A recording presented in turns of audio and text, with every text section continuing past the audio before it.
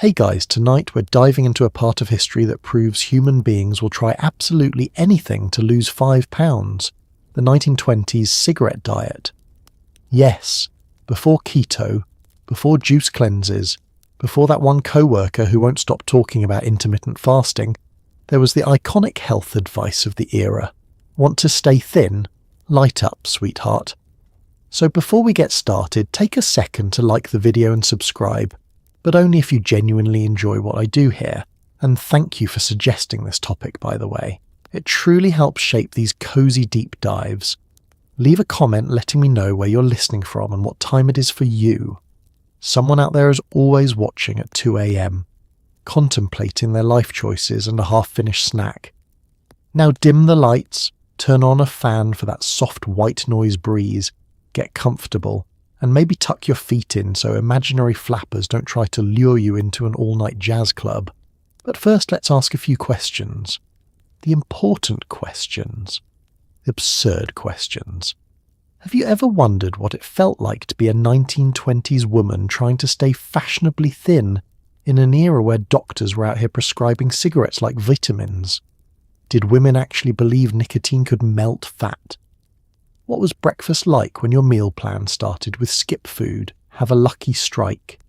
Did your co-workers judge you for not smoking enough? Did the ads really say cigarettes made dessert unnecessary? And if you lived through the chaos of the roaring 20s, jazz, consumerism, prohibition, unequal rights, how many cigarettes would you need per day just to cope? And now, congratulations. You've just woken up in 1926, you're in a tiny apartment, your hair smells faintly of last night's speakeasy, you're probably wearing a dress that could get you arrested in 1910, and someone is already telling you to smoke for your health. Deep breath, not too deep. There's second-hand smoke everywhere. Good luck.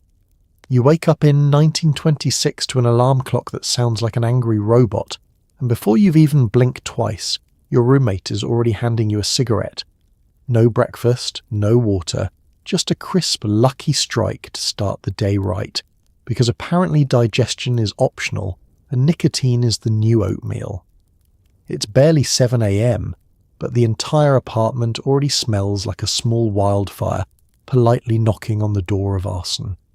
The sunlight trickles through thin curtains that may have once been white, but now carry a permanent sepia tint, as if the cigarette smoke has decided everything in your home should look like an old photograph.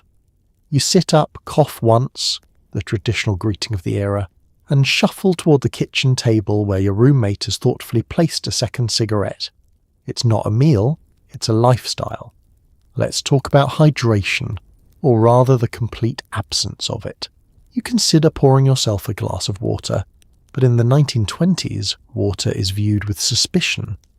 Why drink something invisible, your roommate likes to say, when you could have something with flavour? By flavour, she means burning. But semantics have never stopped anyone in this decade. Coffee exists, but not for you. You're on the cigarette diet now, which means breakfast beverages are just smoke, inhaled strategically. Next, you stumble to the bathroom where your morning grooming ritual begins. Modern skincare routines involve cleansers, moisturizers, maybe a serum that costs more than your monthly rent. The 1920s version: powder your face, fix your hair, hope for the best. You dab on cold cream and immediately undo all the hydrating benefits by lighting a third cigarette. You're basically steaming your own pores like a rotisserie chicken. Now comes the wardrobe situation. You slip into a drop-waist dress, the kind that hangs off your body like it's disappointed in your shape, and you realise something. This dress was not designed for breathing. The 1920s ideal is straight, narrow, and aggressively linear. You are not. Your body has opinions. Your dress does not care. Fortunately, your cigarette diet promises to streamline you, which is a polite way of saying, we're hoping you'll forget to eat until your waist gives up. Transitioning toward work, you step out the door and immediately enter a hallway that smells like a communal ashtray, romantically partnered with a damp mop. Everyone in the building smokes. The landlady, the elevator boy, the neighbour with 14 cats, and at least 2 of the cats themselves. The air is thick enough that you could sculpt it. Outside, the street hits you with the full sensory blast of the 1920s morning. Honking cars that can't decide if they're functional. The faint buzz of a construction site lacking modern safety standards. And the sight of a businessman lighting his morning cigarette while already halfway through his first cigarette. The multitasking is impressive. You walk toward the streetcar, rehearsing your day, survive work, avoid fainting from malnutrition, pretend your lungs don't feel like a freshly used fireplace. The streetcar arrives, doors screeching open like they'd rather remain closed. You step inside and are immediately greeted by a cloud of smoke, 3 newspapers, someone loudly discussing the stock market, and a woman applying lipstick in a moving vehicle with the precision of a surgeon. On the ride, you overhear 2 flappers comparing diet tips. One claimed she lost 5 pounds last month by smoking before every meal. The other swears by smoking instead of meals. Somewhere in the universe, a nutritionist silently crumbles into dust. By the time you reach your stop, you've inhaled enough second-hand smoke to count as having had your morning too. Your stomach growls pitifully, a rare sound these days, and you silence it with yet another cigarette. It's like telling your digestive system, shh, we don't do that here. And as you approach your office building, heart fluttering from nicotine and lack of calories, you realize the truth. Your morning routine isn't a routine, it's an endurance test, one where the reward for completing it is more smoking. A perfect start to another very questionable 1920s day. The 1920s hit women with a brand new body ideal. Be thin, be straight-lined, be small enough to vanish sideways. Clothing designers, magazines and advertisers decided curves were out, angular silhouettes were in, and somehow the solution was smoke more. It's not that women suddenly woke up one morning and collectively decided, I'd love to resemble a fashionable broomstick. This transformation was engineered, stitched together by the fashion industry, puffed into existence by cigarette companies, and aggressively marketed like a wellness trend that absolutely should have had a warning label. Everywhere you turned, someone was telling you to slim down, straighten out, and flatten every contour of your body until you resembled a walking geometry problem. You pass by a shop window and see mannequins shaped like vertical rulers wearing dresses that drape in judgment. The drop-waist silhouette, straight, unstructured, and about as forgiving as a math teacher during finals, becomes the must-have style of the decade. And there you are in the reflection, trying to convince yourself that your body just needs a little adjusting, which in 1920s, language means smoke until you stop craving food. Magazines make it worse. Each one features glamorous illustrations of women who look like they've never encountered a carbohydrate. Articles promise you can achieve this new modern figure through discipline, specialized undergarments, and of course, several cigarettes a day. One headline reads, "Why Eat? The new appetite solution for the busy woman." Beneath it, a smiling lady holds a cigarette like she's auditioning for a propaganda poster. Let's take a moment to talk about corsets, or rather the absence of them. The 1920s were supposed to be liberating. Women ditched the whalebone contraptions that once rearranged their organs like a game of Tetris. For the first time in centuries, you didn't need structural engineering just to get dressed. Freedom, independence, breathability. Except now you needed to be thin enough to wear dresses without the scaffolding that had done all the heavy lifting. So instead of corsets, society kindly handed you cigarettes and said, "Good luck. Stepping into a department store doesn't make things easier." A determined salesgirl measures you with a tape that feels strangely accusatory. She announces your size loud enough for the entire lingerie section to gasp. "Don't worry," she says, handing you a promotional cigarette with your receipt. "Our dresses fit better once you've slimmed down a touch." You try not to take it personally while lighting the very object she implies will fix you. In social circles, conversations about dieting become as normal as discussing the weather. Your friends meet for afternoon tea, except there's no tea, just a round-table discussion about reducing calories and a communal ashtray that sees more action than the pastry tray ever will. Someone proudly reports she hasn't eaten dinner in a week and feels positively airy. Another announces she's considering smoking different brands for maximum slimming potential. You nod politely while your internal organs quietly request labour rights. Even Hollywood joins the party. Movie stars appear wafer-thin on screen, gliding across sets like elegant spectres lit by studio lights that carefully avoid showing depth. The public swoons. You try to mimic their figure in the mirror and immediately feel like a poorly folded curtain. And through all this you begin to understand the cruel truth. The slender ideal isn't just a fashion statement, it's a full-time job, one that demands constant vigilance, relentless self-critique, and an ongoing supply of cigarettes to keep hunger and apparently joy at bay. By the end of the day, after dodging body commentary from magazines, salesgirls, co-workers, and well-meaning but misguided friends, you return home feeling mentally wrung out. You light another cigarette, the unofficial mascot of the decade, and exhale slowly. And you can't help but think, somewhere along the way, beauty became less about feeling good and more about disappearing. Every ad you pass screams the same thing. Reach for a lucky instead of a sweet, because nothing says wellness like substituting an eclair with a plant that's on fire. These ads aren't subtle, they're plastered on streetcars, pasted to brick walls, tucked into magazines, and even painted boldly across billboards that loom over the city like giant, glowing reminders that sugar is the enemy and nicotine is the friend who just gets you. Walking down the street feels less like commuting and more like being chased by a very persuasive cloud of marketing executives. The ads feature glamorous women smiling dreamily, holding their cigarettes like delicate accessories. The message is always the same. Cigarettes are chic. Cigarettes are slimming.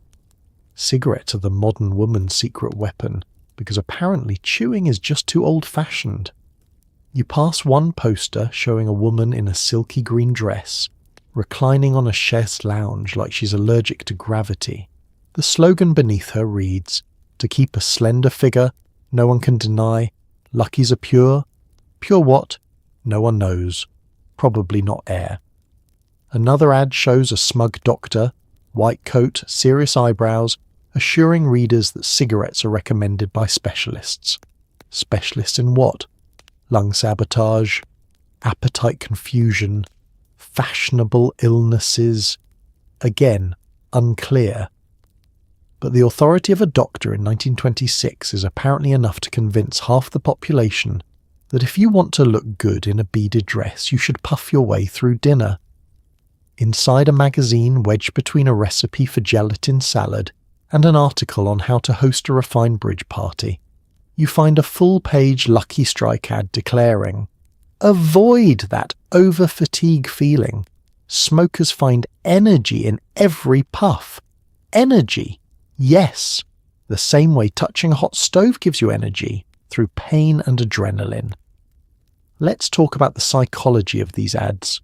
They're not just selling cigarettes, they're selling aspiration. They whisper, "You could be glamorous too if you'd simply replace cake with combustion." They promise you'll fit into the new slender fashions, attract admiring glances, and live a freer life, all for the low price of your lung capacity. It's not long before the message seeps into everyday conversation. Your co-worker won't stop raving about Lucky Strike's scientific slimming effect. Your neighbour swears she dropped an entire dress size during a particularly stressful month, thanks to cigarettes and societal pressure. Even your aunt starts mailing you clippings with handwritten notes like, "Thought of you! Try this!" You don't know whether to thank her or send her a pamphlet on nutrition. The flavour science is almost comical. Lucky Strike claims their cigarettes are toasted, as if they're breakfast. They don't specify what's being toasted or why, but the ads insist this makes them healthier. You take a puff and confirm that toasted is really just a poetic way of saying warm smoke. Transition to the department store. At the beauty counter, you overhear a salesgirl recommend Luckies to a woman struggling to fasten a drop-waist dress. It really helps curb cravings, she chirps, as if she's selling breath mints. The customer nods thoughtfully and buys 2 packs. The cigarette industry silently high-fives itself. In cafes, pastry sales mysteriously decline while cigarette purchases boom. People sit at tables with ashtrays instead of dessert plates, exhaling their way through what used to be lunch. The cafe smells less like pastries and more like a chimney auditioning for vaudeville. Even the men get in on it. You overhear a husband advise his wife, "Just smoke more, darling. Isn't that what Vogue says?" She nods politely while imagining life as a widow. By the end of the decade, Lucky Strike's campaign becomes one of the most successful advertising pushes in history, not because it's grounded in science, it absolutely isn't, but because it taps directly into the insecurities of a society obsessed with reinvention. Women want liberation, glamour, control over their bodies, and the ads offer all 3. In theory. In practice, they mostly offer coughing. You round a corner and pass yet another billboard. A giant smiling woman holding a Lucky like a magic wand. She seems to radiate energy, confidence, and the faint aura of someone pretending not to be hungry. And in that moment, you understand the real genius of the campaign. They're not just selling cigarettes.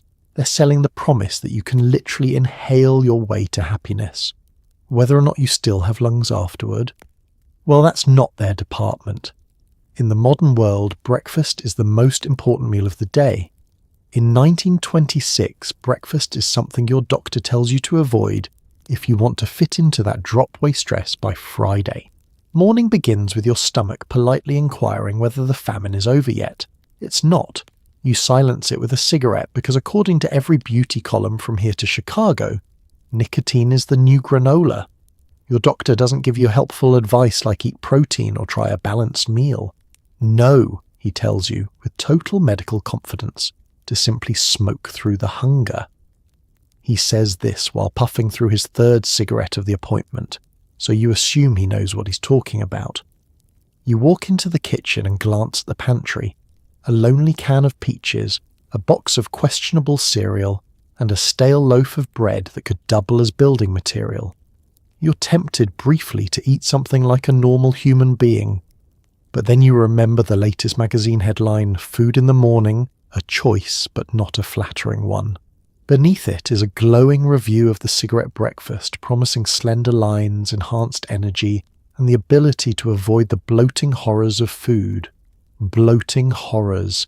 It sounds like a supernatural threat. So instead of preparing a meal, you light another cigarette. The smoke curls through the air like it's trying to remind you that eating is for people without ambition.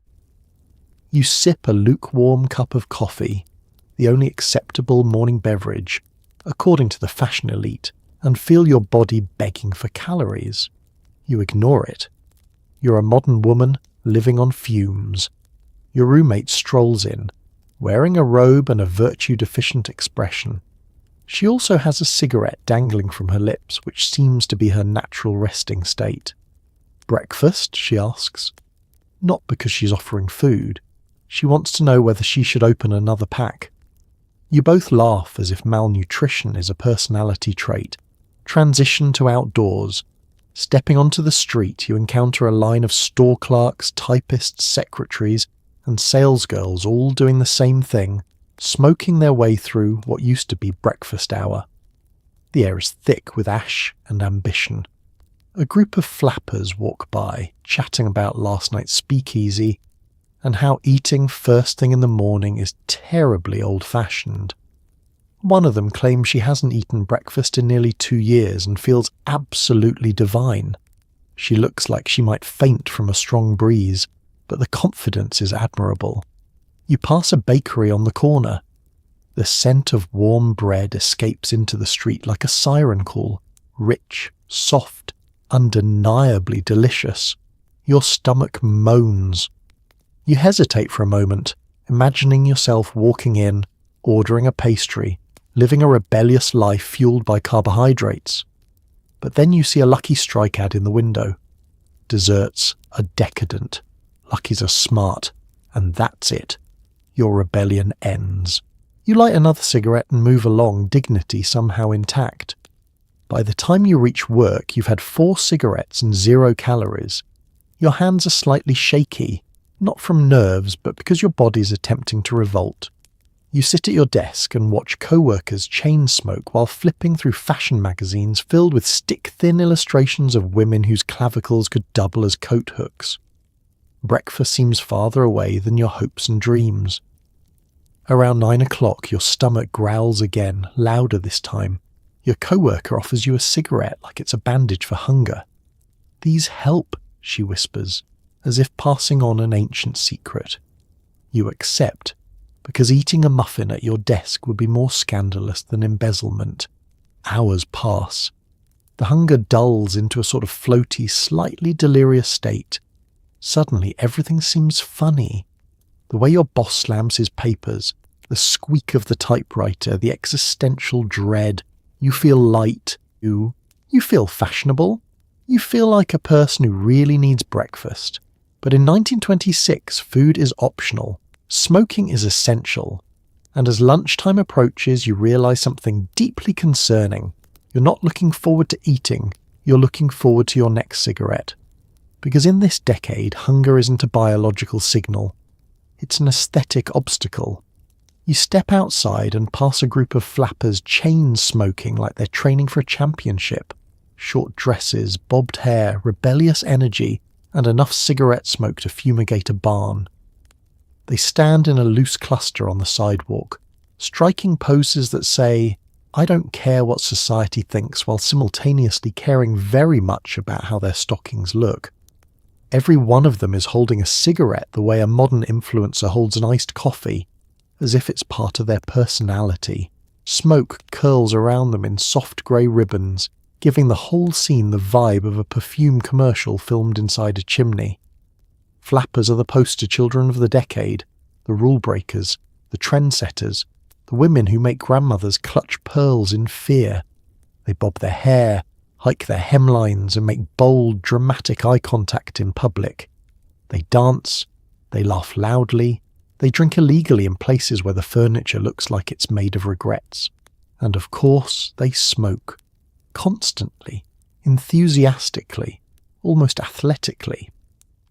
You pause to observe them, these glamorous renegades of the 1920s. Their confidence radiates like a radio broadcast spilling into the street. Each puff seems to release a little more defiance into the air. Take that, societal expectations. The flappers inhale deeply, like they're breathing in independence, and exhale like they're blowing out the dusty cobwebs of Victorian morality. One flapper catches you looking and flashes a grin. She wiggles her cigarette between 2 fingers as if to say, This is freedom, sweetheart." And honestly, in a decade still deciding whether women should vote, you kind of get it. Smoking becomes a symbol, messy, smoky, terrible for the lungs, but undeniably symbolic. As you walk, you notice their outfits. Bold beads, shimmering fabrics, skirts so short they scandalize everyone over the age of 35. When they move, you hear the faint clinking of decorative accessories, like someone filled a jewellery box with marbles and shook it gently. The whole ensemble screams rebellion, or perhaps whispers it dramatically through lipstick-tinted teeth. It's not just fashion, it's attitude. A flapper doesn't walk. She struts like she's been personally insulted by the ground. She doesn't sit, she lounges like she owns the building. She doesn't simply smoke, she smokes with performance flair, turning every exhale into a theatrical flourish. And you, standing there, mildly starving from your cigarette diet and wearing a dress your seamstress swore would elongate the figure, can't help but feel a little hypnotized by the flapper lifestyle. Let's transition to Nightlife. because that's where these women truly shine. At night, the flappers flock to speakeasies, slipping behind hidden doors and descending into basements filled with jazz so loud it rattles your last remaining brain cell. They dance the Charleston with such gusto that you worry they might spontaneously combust. But they don't, because apparently all that cigarette smoke creates a protective humidity barrier. Inside these smoky dens, flappers light one cigarette after another, holding the glowing tips like tiny rebellious torches. Men watch them with awe, confusion, and maybe mild fear. The flappers don't care. They're too busy owning their space, claiming their identity in a world that keeps handing them limitations like party favours. You join them at a table and immediately someone offers you a cigarette as if it's a handshake. Before you know it, you're inhaling, coughing, laughing, coughing more, trying again, and eventually managing a passable plume of smoke, nowhere near as glamorous as the flappers, but close enough that they give you an approving nod. By the time you leave the speakeasy, you smell like jazz, sweat, illegal alcohol, and a campfire that lost a bet. But you also feel something else, a tiny spark of rebellion humming in your chest. Maybe it's empowerment, maybe it's the second-hand smoke, hard to tell. Either way, you walk home with your shoulders a little straighter, your steps a little bolder, and your lungs significantly smokier.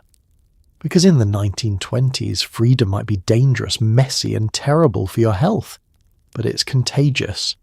Your office doesn't have air, it has atmosphere. A thick swirling haze where everyone, boss, secretary, bookkeeper, smokes like they're in a competition no one agreed to enter. The moment you step inside, it hits you. A wall of smoke so dense it feels like the building is slowly marinating itself. The windows are technically there, but they're so permanently fogged over with nicotine residue that they barely qualify as glass anymore. They're more like decorative suggestions of windows. The light filtering in has that yellowish tint of a crime flashback scene. Your desk sits in the middle of this, valiantly trying to maintain its dignity despite the constant shower of ash drifting down like a very depressing snowfall. Papers have corners that are gently singed. Pens smell faintly of tobacco. Your stapler has inhaled more smoke than you have. You try to take a seat, but even the chair cushion wheezes a little when you sit, as if it too has been chain smoking for a decade. Your boss marches past you, trailing smoke like a 1920s steam engine. He lights one cigarette from the dying ember of the last without missing a step. You don't know whether to admire his efficiency or fear it. Across the room, the secretary is typing ferociously, every clack accompanied by the dramatic flick of her cigarette ash. She's perfected a rhythm. Type, type, type, inhale, glare at the phone, exhale, type, type, type again. Honestly, it's choreographed. The bookkeeper sits near the back, a quiet man who keeps the financial records and about 17 cigarette butts balanced on the edge of his ashtray like a precarious art installation. He doesn't say much, but when he does, it's through a cloud so thick you can barely see the outline of his head. Let's talk sounds. Offices in the modern era have a gentle hum. Keyboards clicking, printers quietly judging you. But in 1926, it's all typewriters, rustling papers, coughing, hacking, clearing throats, and the unmistakable flick of lighters being snapped open and closed every 30 seconds. It's like working inside a percussion section that is slowly dying. Your boss calls a meeting. Everyone reluctantly gathers in the conference room, a space somehow even smokier than the rest of the office. It feels intentional, like the room is punishing you for entering. By the time the meeting begins, vision is optional. You're taking notes based entirely on the vague shape of your boss's silhouette and the general direction of his voice. "We need productivity up," he announces, lighting another cigarette because the one already in his mouth isn't delivering the emotional intensity he needs. Smoke pours toward the ceiling, where it lingers, confused about where to go. You want to raise a hand and suggest opening a window, but the last person who tried that was told, "This isn't a barn," and the window was sealed shut out of spite. By late morning, the smoke cloud has settled into layers, a faint mist near the floor, a thicker band around chest height, and an upper level that only reaches if you stand on your toes or have especially ambitious lungs. Breathing becomes a strategic activity. Inhale too deeply and you taste someone else's tobacco. Breathe too shallowly and you might pass out from oxygen deprivation. You try to find a middle path that feels like inhaling air-flavoured soup. Lunch break arrives, not that it changes anything. No one leaves the building. They simply switch to a fresher pack of cigarettes and keep working. One co-worker unwraps a sandwich but eats only half, then smokes twice as much to stay sharp. You hide your envy behind a cough. By late afternoon, you've adjusted, or maybe you've become numb. The smoke seeps into your hair, your clothes, your pores. When you scratch your arm, a faint whiff of tobacco escapes like your body is exhaling on your behalf. Finally, the workday ends. You gather your things, step outside, and take your first real breath of fresh air only to promptly choke, because your lungs have forgotten what oxygen feels like. But you smile anyway. Congratulations. You've survived another day in the workplace cloud, where professionalism meets indoor fire hazard.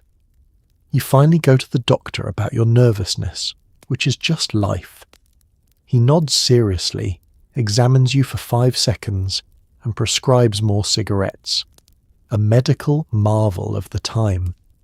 The visit begins the moment you step into the waiting room, which smells like antiseptic, paper forms, and of course, cigarettes. Every patient is smoking. The nurse is smoking. Even the pot of ferns in the corner looks like it's considering lighting up. You take a seat in a wooden chair that feels like it predates medicine itself, and within 10 seconds a thin ribbon of smoke drifts directly into your eye. You blink through it, like a war survivor. When the nurse finally calls your name, she leads you down a hallway lined with framed posters explaining the health benefits of tobacco. One claims cigarettes improve digestion, another insists they soothe the nerves, a third promises they will brighten the complexion, which is bold for a product that turns your lungs into charcoal briquettes. Your doctor, a man with a moustache stern enough to enforce a curfew, sits at his desk surrounded by medical textbooks, ashtrays, and a half-smoked cigarette that appears to be his lunch.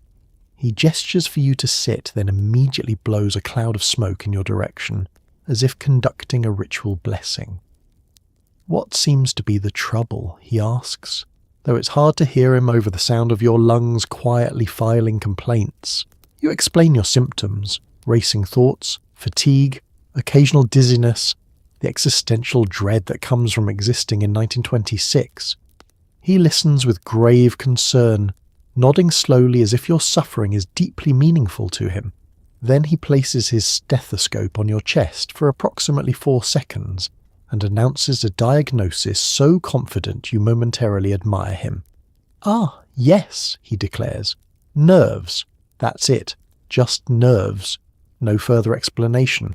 No inquiry into your lifestyle, workload, or the fact that you haven't eaten breakfast since Harding was in office." He scribbles something onto a prescription pad with dramatic flourish.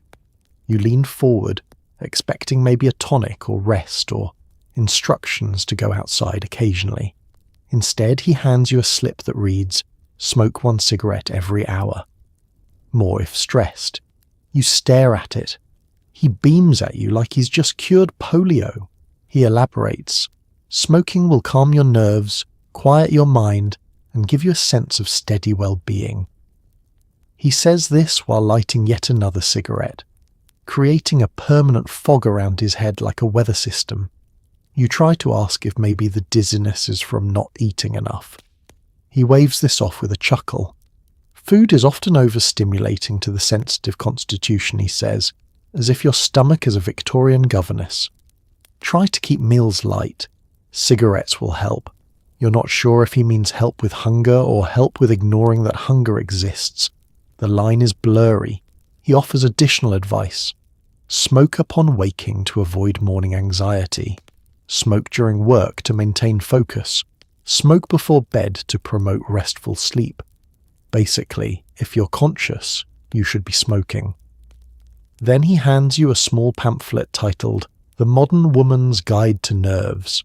Inside are illustrations of glamorous ladies holding cigarettes with captions like "Elegance through calm and a busy day requires a busy lighter."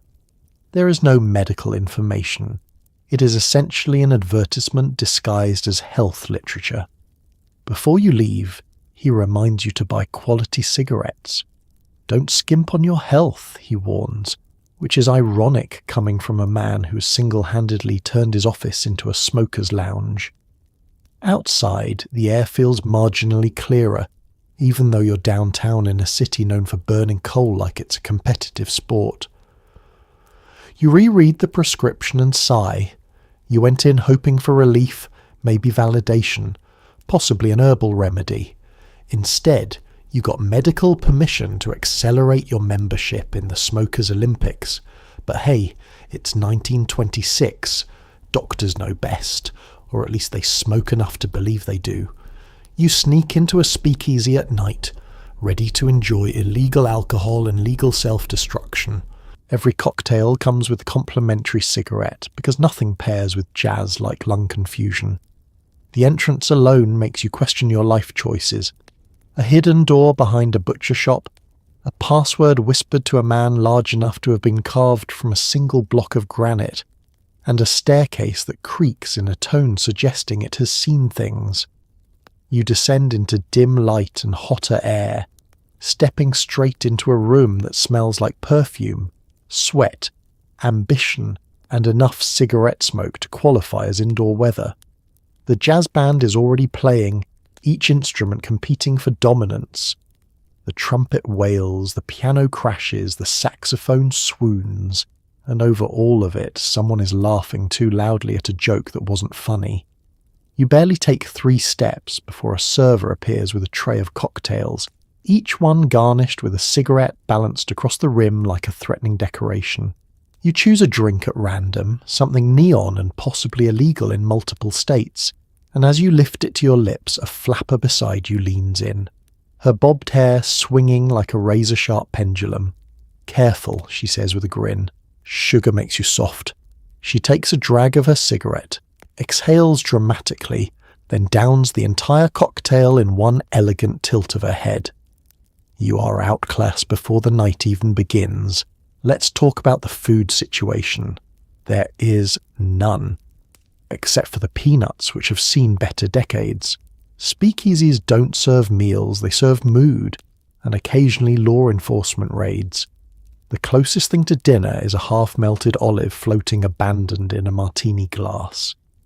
You eye it hungrily for a moment, then remind yourself you're committed to the cigarette diet, even if your soul is quietly screaming for carbohydrates. A bandleader shouts something unintelligible, and the dance floor erupts into movement. You're pulled into the crowd, your feet trying to keep up with a dance that feels like a full-body panic attack synchronized to music. The flappers dance like they're allergic to stillness, arms flailing, legs kicking, hair bouncing, all while maintaining perfect cigarette form, holding it elegantly between fingers without ash ever falling. Olympic-level talent. Sweat drips down your face. Your lungs burn. There's no oxygen, only second-hand nicotine flavoured with jazz. Someone bumps into you, apologises, then offers you a cigarette as if it's the proper way to say sorry. You take it. Politeness matters, and inhale because everyone else is doing it, and you want to blend in. Immediately, you cough up half your dignity. The flapper beside you pats your back sympathetically. "First time?" she asks. It isn't, but you lie and say yes. Midnight approaches, or maybe it's 1 o'clock. Speakeasies have time blindness. You take a break, collapsing into a plush velvet booth that has surely never been cleaned. A man in a fedora slides in beside you and whispers, "Want the secret to staying thin?" You brace yourself for wisdom, maybe advice involving vegetables or restraint. Instead, he taps his cigarette pack. "Smoke during cravings," he whispers like it's forbidden knowledge. "Food is temporary, chic is forever." You nod politely while deciding he might be the worst nutritionist alive. Across the room, a server carries another tray of cocktails and cigarettes. You swear the smoke forms the ghostly shape of a middle finger aimed at your digestive system. You haven't eaten since, well, you can't remember. Your stomach growls loud enough to harmonise with the saxophone. But this is the speakeasy diet. Drink something illegal, smoke something legal, dance until you forget you're hungry, repeat until dawn or collapse, whichever comes first. Eventually you stumble outside into the cold night air, which feels crisp and pure enough to be illegal too. You inhale deeply and feel your lungs recoil in confusion. And as you head home, exhausted, starving, and faintly glowing from neon liquor, you realise something important. The speakeasy didn't just sabotage your diet. It sabotaged your will to ever attempt a healthy routine again. In the 1920s, smoking doesn't just make you thin. It makes you modern, sophisticated, slightly dangerous. The kind of woman who orders her own drink and maybe commits tax evasion for fun. You walk down the street and immediately feel the shift. The way heads turn when a woman casually lifts a cigarette to her lips, like she's performing a magic trick that Victorian etiquette books insisted women were physically incapable of. Before this decade, women who smoked in public were considered scandalous, improper, possibly witches. Now, they're cultural icons with bobbed haircuts sharp enough to slice through societal expectations. The transformation is astonishing. A cigarette isn't just tobacco rolled in paper. It is a prop, an accessory, a personality. Holding one signals that you refuse to be tucked neatly into the box of the proper woman. It says you stay out late. You drink cocktails with names that sound like code words. You have opinions and share them without apologising. You might even reject marriage proposals without fainting first. Unimaginable. Hollywood fuels the trend. Movie screens glow with glamorous starlets lounging dramatically, smoke curling from their fingers like they're in command of the elements. You try copying their motions at home, practicing in front of the mirror. Somehow your smoke looks less mysterious enchantress, and more person who shouldn't operate heavy machinery. But you persist. Drama takes time. Meanwhile, ad agencies are working overtime to turn cigarettes from a male habit into a symbol of female power. One Lucky Strike ad boldly declares, "It's toasted, and so are you." Another encourages women to embrace smoking as a statement of independence. Suddenly cigarettes aren't just allowed for women, they're encouraged, bought, gifted, paired with fashion-like accessories that slowly steal your lung capacity. Social gatherings become theatre. At soirees, women gather in clusters discussing politics, jazz, beauty tips, and the best way to smoke without accidentally burning your eyebrow off. Every flick of the lighter snaps like punctuation in a conversation. Every exhale feels like punctuation to decades of patriarchal nonsense. But there's a darker pressure under all that glamour. You quickly realise you're expected to smoke not just for rebellion, but for aesthetic maintenance. Thinness is not merely fashionable, it is demanded. And cigarettes, according to every magazine, are your secret weapon. The beauty columns spell it out. Appetite equals enemy. Cigarettes equals discipline. These are the new rules. Still, the social benefits are undeniable. Suddenly, you're included in conversations you would have been excluded from 10 years earlier. Men approach you differently, with intrigue, with caution, with the faint suspicion you might ruin their life in a thrilling way. Smoking women become the new symbol of modernity, the human embodiment of jazz music and economic optimism. On a street corner you overhear two elderly women clucking disapprovingly about a young flapper puffing joyfully on a cigarette. Shameless, one mutters. Independent, the other corrects quietly, watching the girl with something like envy. Yet the status is fragile. Too much confidence, too much freedom, and you're judged again, this time for overstepping. It's a tightrope walk.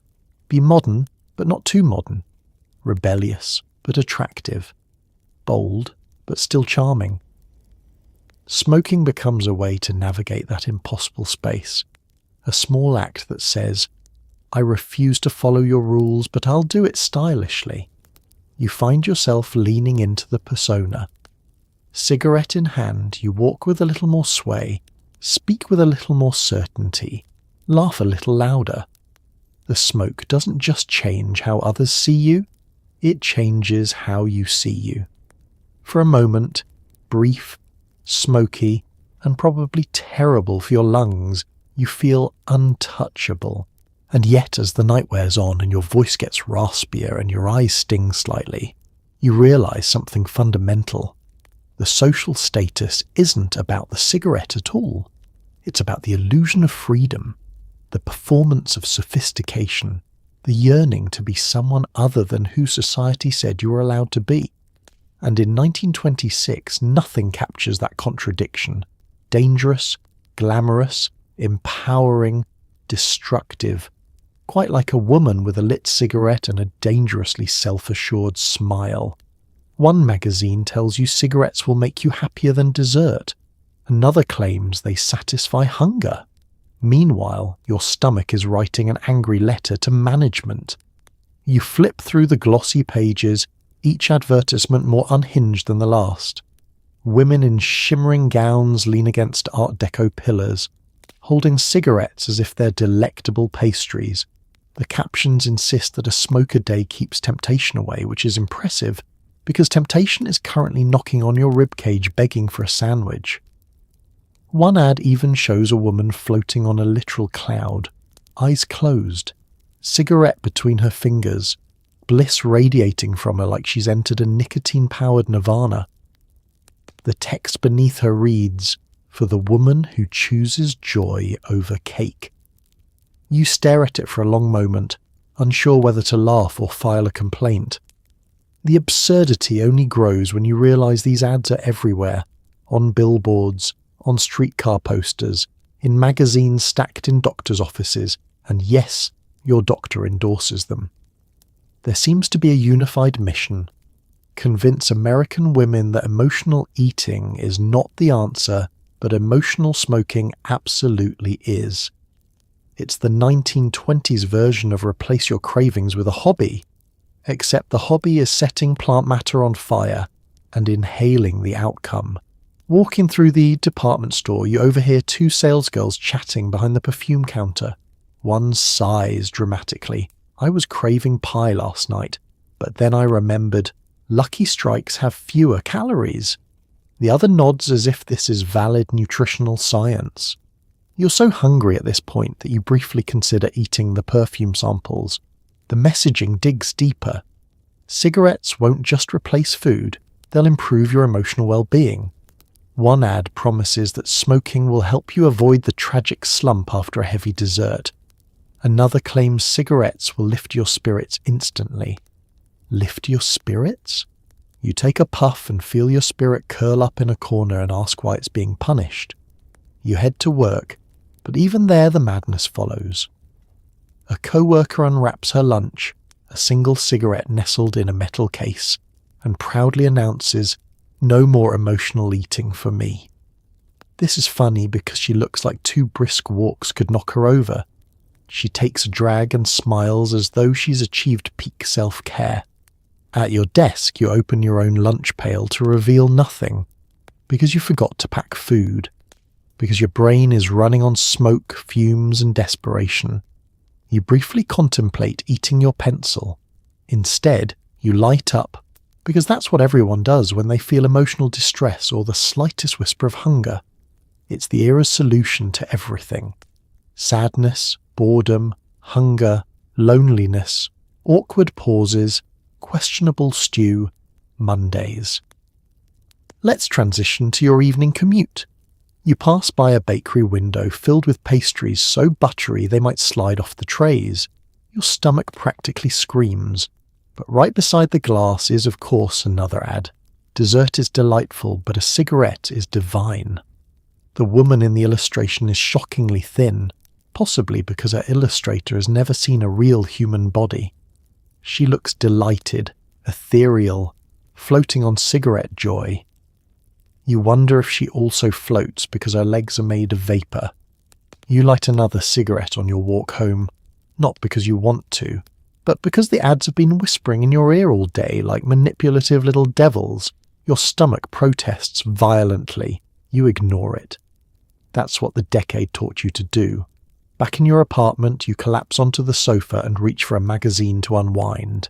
Big mistake. The first page shouts, "Skip the Sunday, choose success."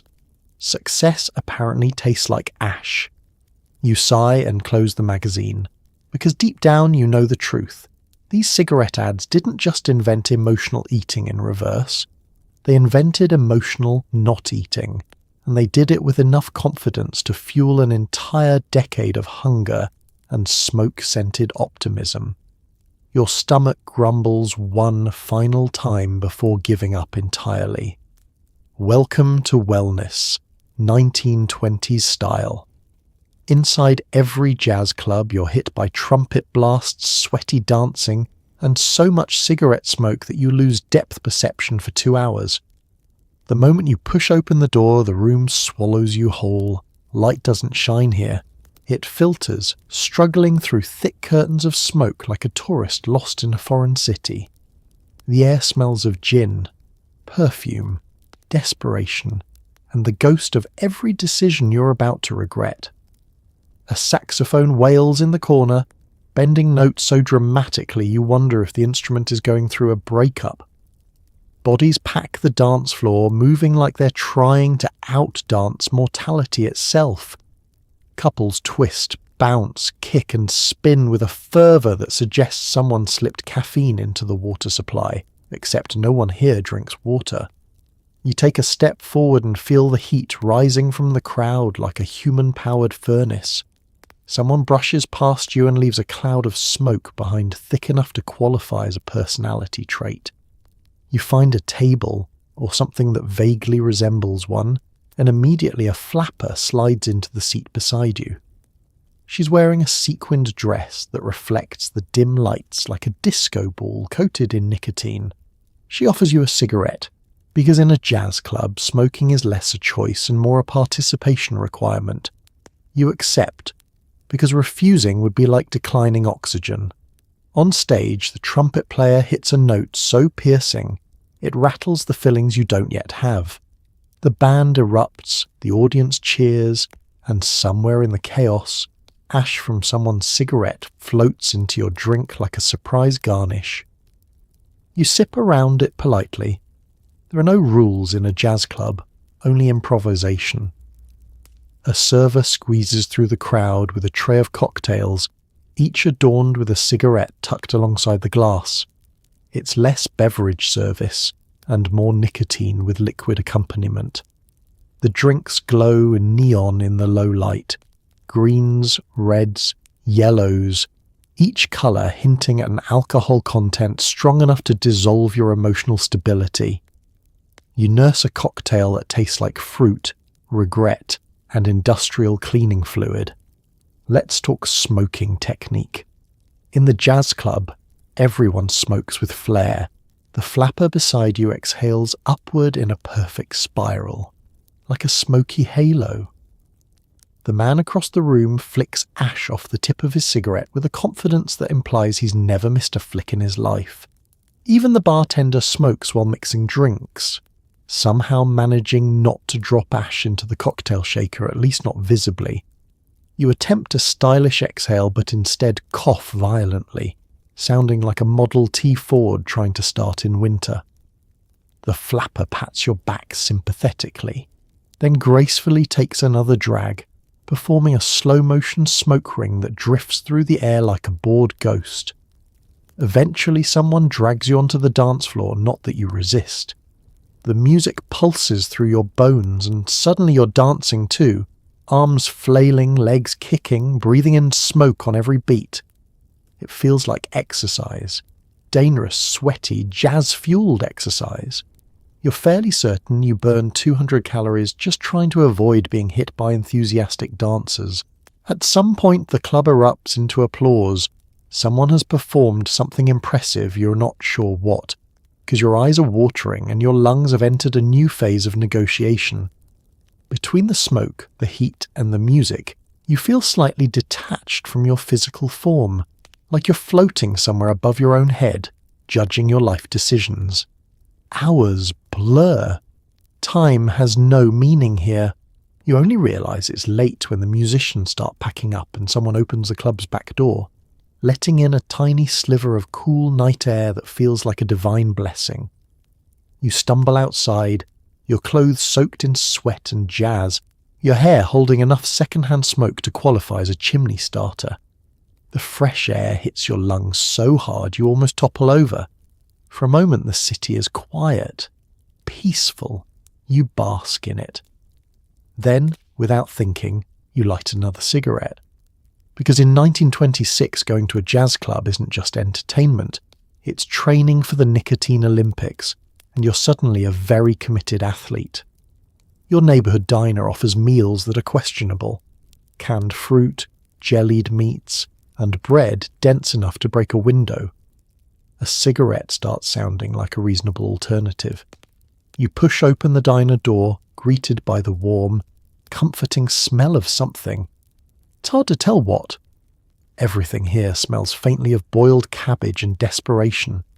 The decor is a mix of cracked vinyl seats, sticky tabletops, and a menu that reads like it was assembled by someone who's never met a vegetable in its natural state. A bell jingles overhead, announcing your arrival to no one in particular, not even the cook, who is too busy wrestling with a pot of what might be stew or might be a cry for help. You slide into a booth, and immediately your elbows stick to the table.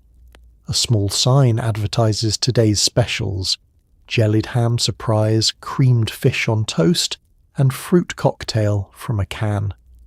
None of these are comforting options. All of them sound like punishments. The waitress approaches with the weary resignation of someone who has seen too much. Her apron is stained, her expression neutral, her voice monotone as she asks, "What'll it be?" You panic. You want to say, "Nothing, please," but social pressure forces you to open the menu, pretending to consider the entrees like a responsible adult. You scan your choices. The bread is famously dense. It's rumoured someone once dropped a loaf and cracked a tile. The meatloaf is described by locals as an acquired taste, which is the polite way of saying you won't enjoy this, but you might survive it. The canned fruit comes in syrup so sweet it could dissolve a spoon. And the vegetables? They come in two categories: overcooked and overcooked yesterday. Your stomach rumbles hopefully, but when you read the phrase liver pudding, it immediately regrets its enthusiasm. Across the diner, you see a man enthusiastically eating steak and onions, a plate steaming like a science experiment. You watch in horror as he lights a cigarette between bites. This is the 1920s food experience. One hand with fork, one hand with cigarette. Smoke swirling around a plate of questionable protein. The waitress returns, tapping a pencil impatiently. You blurt out, "Coffee?" She nods, writes it down and disappears. Coffee's safe. Coffee cannot hurt you. Probably, though in the 1920s, it's strong enough to jumpstart a Model T. As you wait, a flapper seated nearby opens her purse and pulls out a pack of cigarettes. She sets them next to her plate like seasoning. "Nothing kills hunger like a Lucky," she says, noticing your expression. You laugh politely, but the truth is you're considering it. Between the gelatinous meats and the bread that doubles as a doorstop, lighting up feels like choosing the lesser evil. Your coffee arrives, thick, dark, and suspiciously oily. You take a sip and immediately feel your ancestors recoil. It tastes like hot determination. You chase it with a cigarette someone left behind in an ashtray because hunger and fear do strange things to people. The more you think about it, the more cigarettes make sense. They're portable. They don't require refrigeration. They don't come suspended in gelatin. And they won't surprise you with textures that haunt your dreams. As lunchtime rolls in, the diner fills with workers eager for food that technically qualifies as edible. You watch plate after plate pass by, floating bananas in custard, sandwiches with more mayonnaise than structural integrity, soups whose ingredients are known only to the cook and whatever spirit guides he communes with. Suddenly, Lucky Strike's promise of a slimmer figure isn't just an aesthetic appeal, it's a survival tactic. If this is the typical menu of 1926, smoking isn't replacing meals, it's rescuing people from culinary danger. You pay for your coffee, stand up, and inhale deeply, only to regret inhaling anything inside a diner that treats ventilation as optional. Outside, you light a fresh cigarette, letting the smoke fill the space in your stomach where lunch should be. For the first time all day, you feel calm, not full, not nourished, just calm because at least cigarettes aren't served in gelatin. Women don't just smoke to slim down. They smoke to outrun social expectations, family pressure, workplace discrimination, and the constant reminder that men get dad bods but women get judged by fruit metaphors. Your entire day feels like a slow-motion obstacle course of scrutiny. Step outside, someone evaluates your silhouette. Walk past a shop window. You catch your reflection and immediately wonder if you've emotionally betrayed yourself by eating a grape yesterday. Every fashion magazine tells you the ideal modern woman should look sleek, straight, and aerodynamic, as if you're being prepped for aerodynamic testing in a wind tunnel. And the pressure is relentless. Your mother sends you clippings of diet columns with handwritten notes like, "Thought this might help." You pretend to appreciate them, even though the articles mostly recommend smoking before meals, during meals, and instead of meals. Meanwhile, your aunt insists that real women stay slim, while she herself has just eaten half a cake with no witnesses. Your cousin tells you curves will make you look old-fashioned, which is rich coming from someone who still styles her hair like a Victorian ghost. At work, the expectations don't get any lighter. Your boss hires secretaries based on typing speed, dress size, and the ability to smoke while filing documents. The office gossip mill spins constantly. "Did you see her?" "She must have eaten bread," someone whispers, as if it's a scandal punishable by social exile. You feel eyes on you whenever you reach for anything remotely edible, even gum. Especially gum. And then there are the fruit metaphors.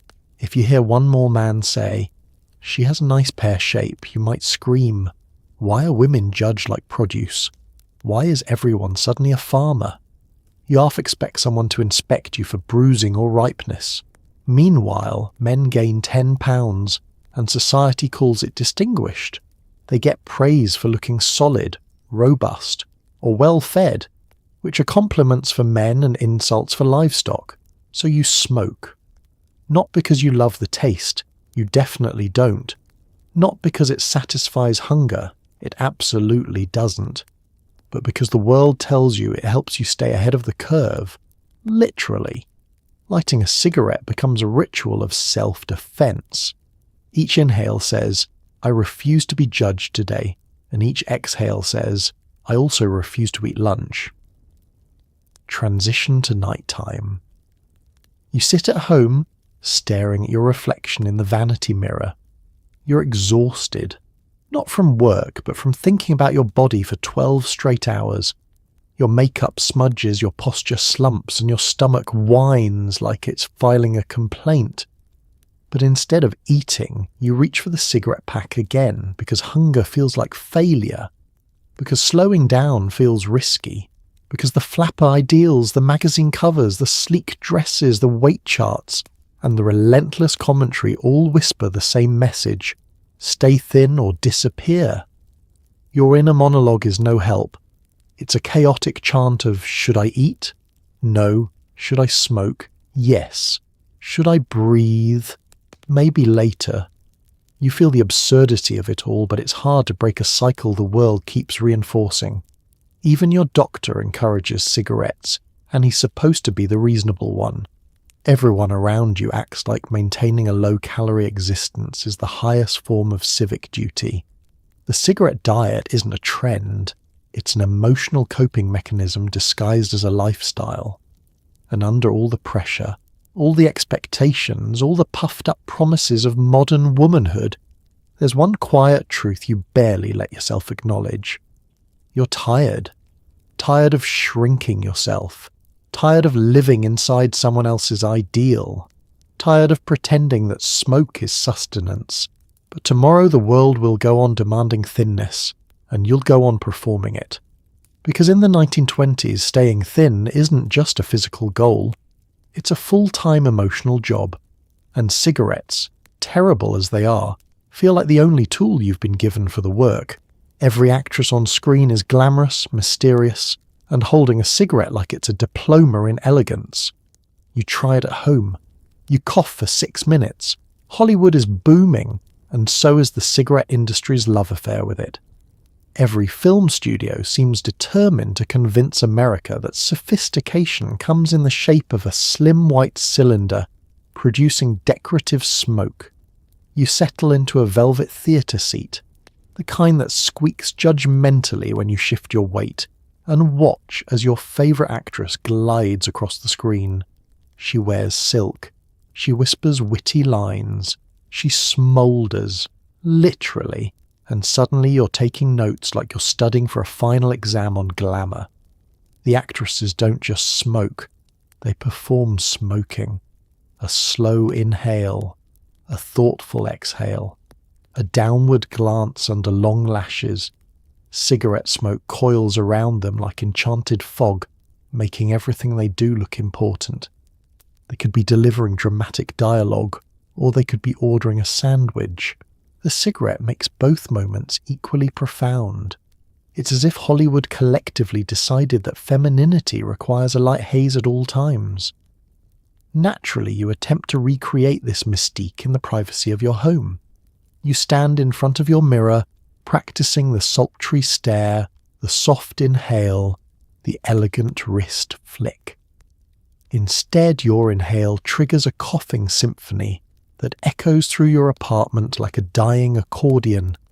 There's nothing glamorous about this. You briefly suspect you've swallowed a small ember. Your eyes water. Your mascara runs. You look less like a Hollywood starlet and more like someone who lost a fight with a chimney. But the movies keep influencing you. In theatres, people don't simply watch films, they absorb them, mimic them, inhale them, often literally, given the haze of smoke that fills the room even before the previews begin. A man behind you lights up in the middle of a climactic scene, adding to the ambiance like an uninvited stagehand. The audience studies the actresses the way archaeologists study ancient relics. Every gesture is analysed. How she holds the cigarette between her fingers, how she taps the ash, how she angles her face just right so the smoke drifts upward like a special effect. Hollywood doesn't just show smoking, it choreographs it, and the industry leans into it. Studios sign brand deals you never see, arranging for actresses to smoke specific cigarette brands on screen. It's subtle product placement, the 1920s equivalent of a sponsored Instagram post, except instead of influencing your skincare routine, it influences your lung function. Transition to the streets. You walk past a movie posters plastered across brick walls.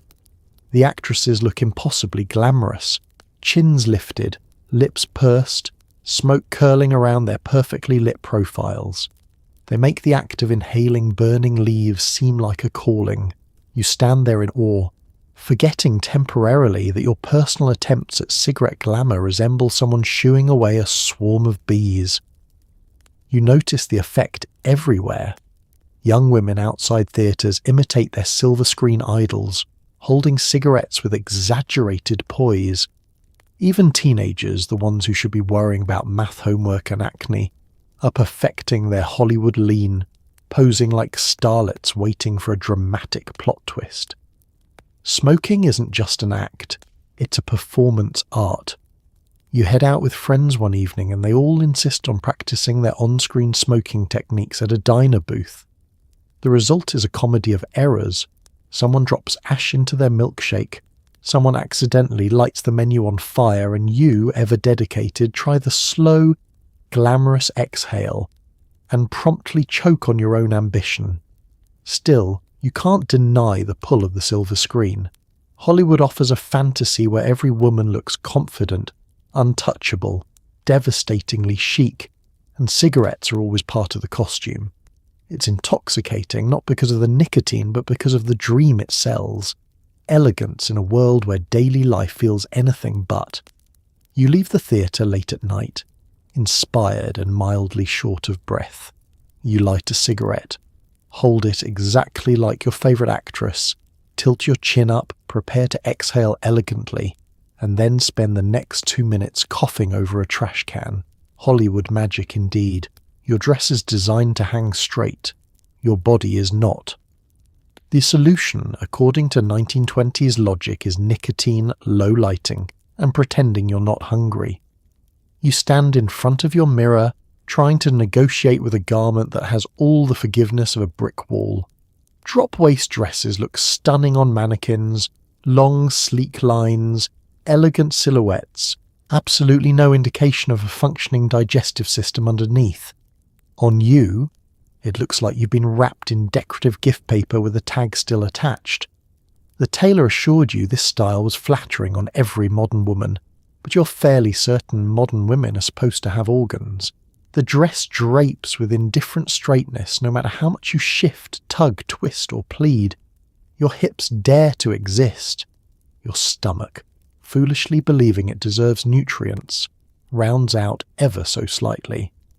The dress reacts by announcing every contour to the world like an informant with loose lips. Enter fashion magazines, the silent villains of your morning routine. They insist that the straight silhouette is the pinnacle of chic. Curves, outdated, fullness, vulgar, any shape that deviates from human ruler, unacceptable. The magazines offer little sympathy and even less advice. Their solution is always the same: smoke more. Hunger is an inconvenience. They claim. A moral failing. A temporary affliction best addressed by lighting a lucky. You try this strategy. You strike a match, inhale, and wait for the magic slimming effect the ads promised. Nothing happens except your lungs stage a violent protest.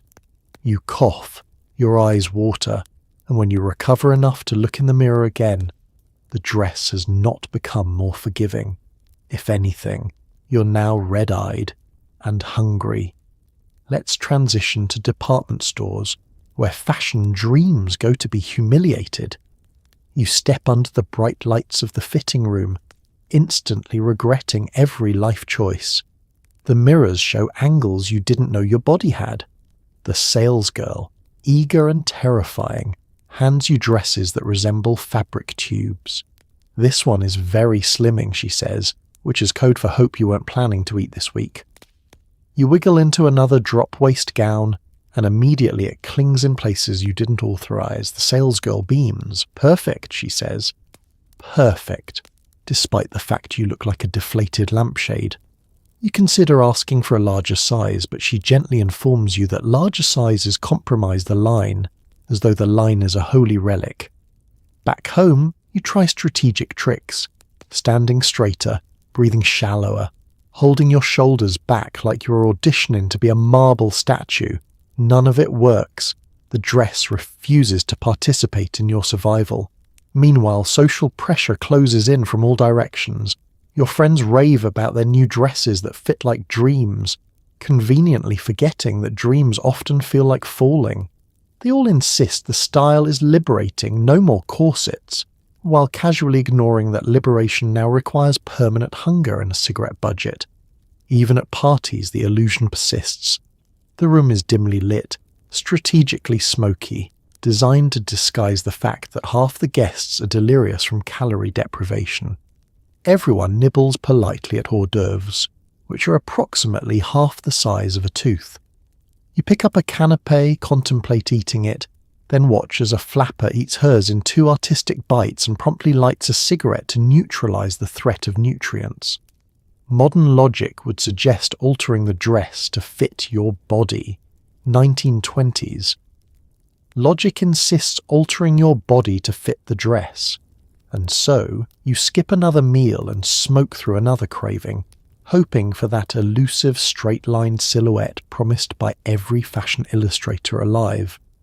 You stare at yourself one last time in the mirror, tired, hungry, vaguely shaped like a hesitant rectangle, and sigh. Because in the 1920s, fashion didn't just encourage starvation. It demanded compliance. It demanded straight lines. It demanded a version of womanhood that could only exist in sketch form. And all you could do was light another cigarette and hope your stomach didn't betray you with a growl loud enough to ruin the line. You walk into a department store expecting face powder. You leave with beauty advice that includes smoking, tap dancing, and try not eating so enthusiastically. The store greets you with a blast of floral perfume so potent it could knock out a medium-sized horse. Bright lights shine from every direction, illuminating marble floors, glittering display cases, and dozens of salesgirls who move with the cheerful intensity of people who absolutely work on commission. It's glamorous in a slightly threatening way. The kind of place where you fear making eye contact because someone will immediately try to contour your cheekbones. You approach the beauty counter, hoping for something simple, a powder compact, maybe a lipstick, nothing life-altering. Instead, the salesgirl leans in so close she might as well be checking your dental records. She tilts your chin, squints, and announces, "You need a lighter powder. Your current shade makes you look well fed." You have no idea how to respond to this. It's not even an insult, it's a diagnosis. Before you can recover, she launches into a beauty consultation that sounds more like a military briefing. For a truly modern look, she declares, you must emphasize the angular line of the face. Thinness is sophistication. Fullness is... She trails off dramatically, as though fullness is a crime punishable by exile. She reaches for a cigarette and hands it to you like it's part of the makeover. This helps contour the jawline, she claims. You blink, confused about how a lit cigarette affects bone structure, but she's already lighting it for you.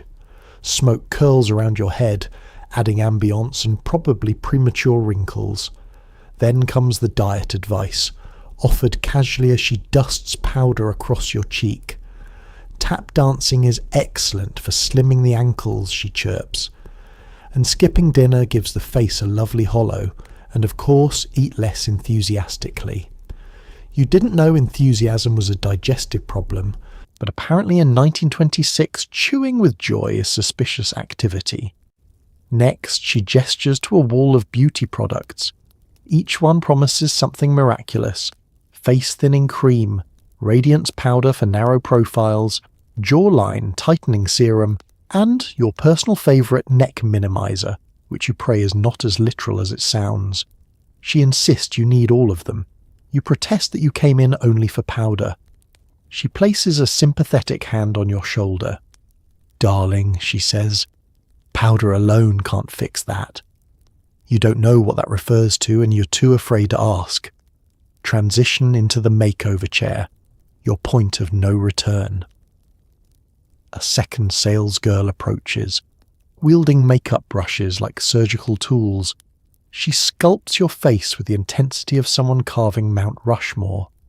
Powder flies everywhere. Lipstick is applied with such gusto, you fear it might never come off. She leans back, admiring her work. "There," she says. "You look slimmer already. You look in the mirror. You look like yourself, but paler. shinier and slightly traumatized. Then comes the upsell, the true purpose of the beauty counter. They produce a tower of boxes filled with creams, powders, tools, and enough cigarettes to open your own speakeasy. All this, they say sweetly, is essential to maintaining your new, modern look.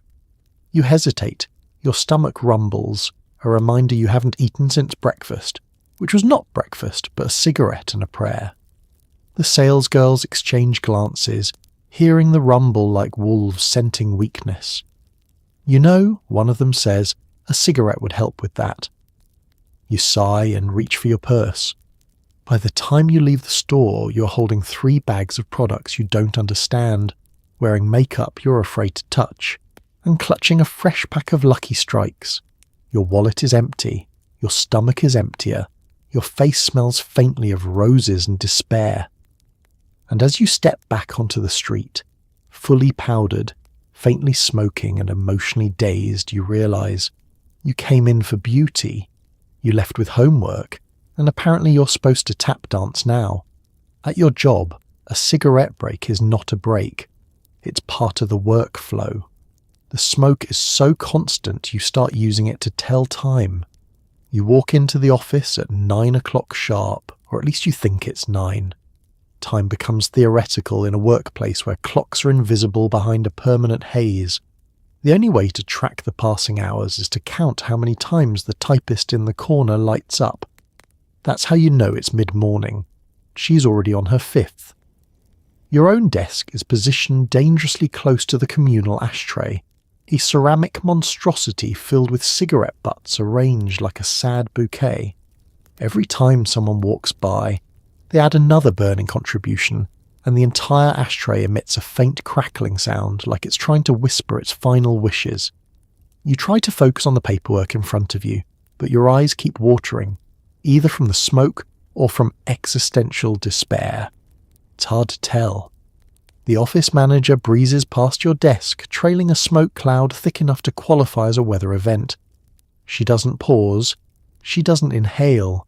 She simply exists in a continuous state of exhale, as if breathing air would be too old-fashioned. She taps her cigarette twice on your inbox, her way of leaving you work, and moves on. You count each tap as a minute lost from your lifespan.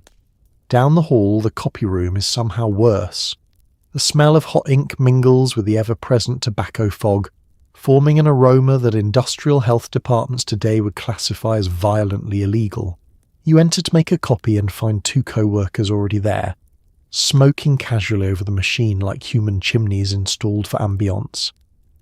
One of them coughs delicately, pats the copier, and says, "This thing is a lifesaver," which is ironic because the room is a death trap.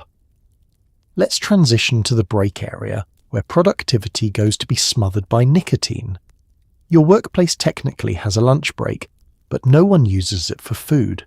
Instead, employees gather by the open window, the one the boss opens 3 inches because fresh air is good for morale. Everyone smokes while discussing deadlines, husbands, gossip, and the price of stockings. Someone lights a cigarette before finishing their previous one, creating a strange overlap like a cigarette traffic jam. You take a drag because everyone else is doing it, and because your body has confused the smell of tobacco with survival. Eventually someone checks the clock. It's 1 o'clock. Or it was 1 o'clock 10 cigarettes ago. It could be 2. It could be yesterday. No one knows. Back at your desk, the afternoon drags on in slow grey waves. The typewriters clack, the phones ring, paper rustles, cigarettes ignite, over and over. You realise the entire office moves in a synchronised flow dictated by nicotine. Need inspiration, smoke. Need focus, smoke. Need to step away from the boss, smoke. Need to cope with reality, smoke twice. Your boss calls a quick team meeting, which is code for 7 people gathering in a room with poor ventilation, while he waves a cigarette like a conductor's baton, giving instructions through bursts of smoke. You try to take notes, but your pencil slips because your fingers are coated in a thin film of ash. The meeting ends when his cigarette burns down to the filter, a natural stopping point in 1926 corporate culture. By late afternoon, you've stopped questioning the madness. You simply exist in it. Your clothes smell like 12 strangers. Your hair holds so much smoke it could be repurposed as kindling. Your lungs feel like they've been lightly sautéed. And yet, when 5 o'clock finally arrives, the magical time when modern workers flee toward dinner, your colleagues don't pack up. No one rushes out the door. They linger, chat casually, light one more for the road. You join them. Because in this era, the cigarette break never ends. It just shifts locations. And honestly, that might be the most 1920s thing about it. You flip through a 1920s health and beauty manual. It suggests cold baths, posture exercises, and, I wish I were kidding, smoking to reduce appetite. The cover alone is suspicious. It features a sketch of a woman with proportions that defy human anatomy, and a title written in elegant script, The Modern Woman's Path to Slender Grace. You open it and immediately feel like you've stepped into a parallel universe where logic has been replaced with enthusiastic delusion. Chapter 1. Begin each morning with resolve and a brisk cold bath. You blink. A cold bath? First thing in the morning? In 1926, bathing in warm water is a luxury, so the idea of voluntarily dunking yourself into ice water before breakfast sounds like a punishment invented by someone who hates joy. The manual insists it awakens the senses and discourages morning cravings. Your senses are awakened just reading about it, mostly in the form of dread. Chapter 2. Posture is Beauty. This chapter contains 23 illustrations of women standing so straight they appear to be bracing for a hurricane. You try the recommended technique. Shoulders back, chin up, stomach in, chest slightly lifted. After 10 seconds, your spine begins filing complaints. The book claims this posture reduces the stomach's prominence. You interpret this as, if you stand perfectly still and don't breathe, no one will know you're hungry. Then comes Chapter 3, the pièce de résistance, cigarettes, the modern appetite regulator. The manual praises smoking with such poetic enthusiasm, you briefly wonder if the author received payment in cartons. It explains that cigarettes provide a gentle occupation for the hands, a pleasant diversion for the mind, and a civilized discouragement of gluttony. Gluttony meaning eating lunch. You stare at the page, trying to decide if this is health advice or satire. Unfortunately, the chapter continues, so you conclude it is neither. It is simply 1926. The book recommends specific times to smoke. Before meals, to avoid overeating. During meals, to stay disciplined. After meals, to prevent regret. And any time you experience feelings, cravings, or boredom, you begin to wonder whether the author has ever ingested solid food. Let's transition to the recipe section, if you can call them that. Chapter 4 includes light meals for the slender figure, a list of suggestions so bleak it's almost performance art. Breakfast, black coffee and a moment of reflection. Lunch, clear broth, and if necessary, 1 celery stalk. Dinner, a modest portion of steamed fish followed by, wait for it, a recommended cigarette to reinforce restraint. The book treats fish and nicotine like a matched set. Chapter 5 attempts to be motivational. It includes testimonials from women supposedly transformed by these methods. One writes, "I lost 5 pounds in 2 weeks and only fainted thrice." Another claims she feels light as a feather, which you assume is true because she has consumed the caloric equivalent of a feather. The manual also contains a section on emotional discipline, which instructs you to avoid dramatic displays of hunger, because a modern woman does not allow her stomach to dictate her character. You're advised instead to distract yourself with activities such as sewing, piano practice, or brisk walks while holding a cigarette like a fashionable baton. Toward the end of the book, a bold declaration appears. anyone can be slender if she simply wills it. You laugh out loud. The idea that willpower alone can override biology, hunger, exhaustion, and the existence of pastry is delightfully delusional. You close the manual, feeling dazed, confused, and mildly insulted. The advice is ridiculous, the science non-existent, the expectations impossible, but the scariest part, someone out there read this in 1926 and took every word as gospel. Every group has one. The human vending machine. She has cigarettes in her purse, her coat, her shoes, and possibly a secret compartment in her personality. You don't remember a single outing where she didn't appear with an extra pack, sometimes 2, occasionally 3, once an entire carton she claimed was for emergencies. You're not sure what kind of emergency requires 200 cigarettes, but she said it with such confidence that you didn't dare ask. Maybe she's preparing for Prohibition, but with tobacco instead of alcohol. Maybe she's preparing for the apocalypse. In 1926, both are equally plausible. Tonight, the two of you head out for a stroll, and within minutes she reaches into her coat pocket and hands you a cigarette without being asked. It's like a reflex. A magician pulling coins from behind your ear, except the coins are tobacco, and the magic trick slowly shortens your lifespan. Her purse is a marvel of organisation.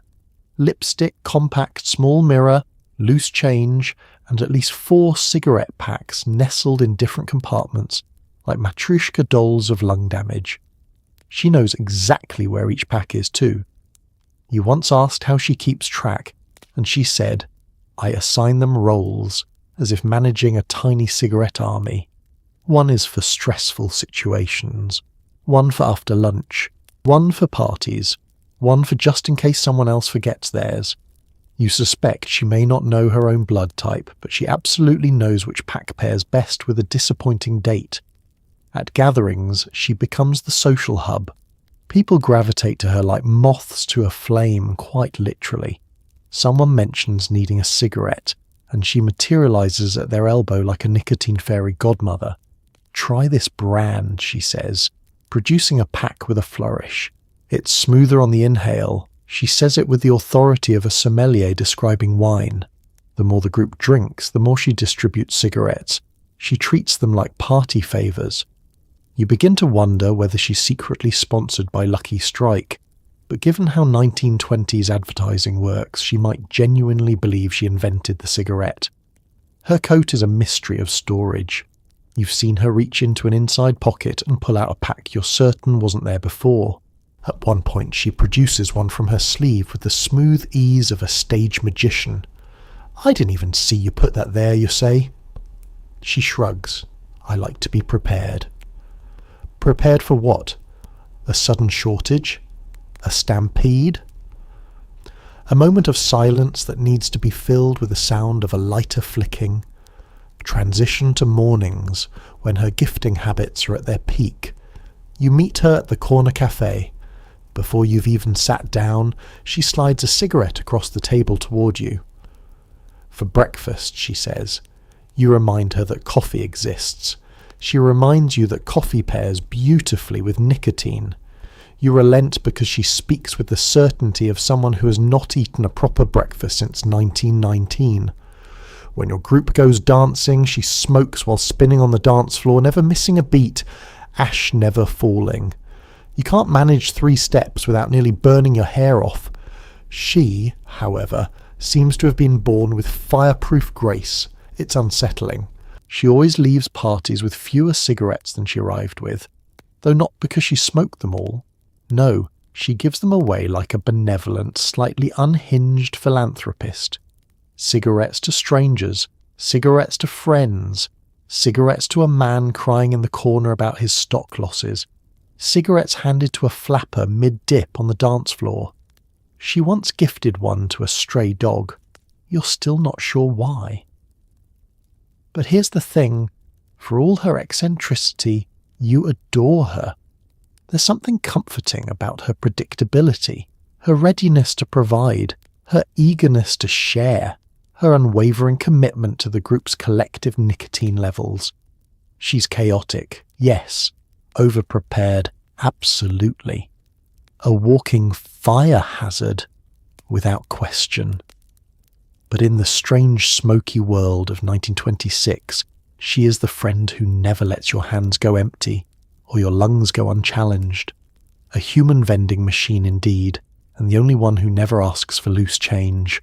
1920s, exercise classes involve light stretching, arm flapping, and a cigarette dangling from someone's mouth like a motivational carrot.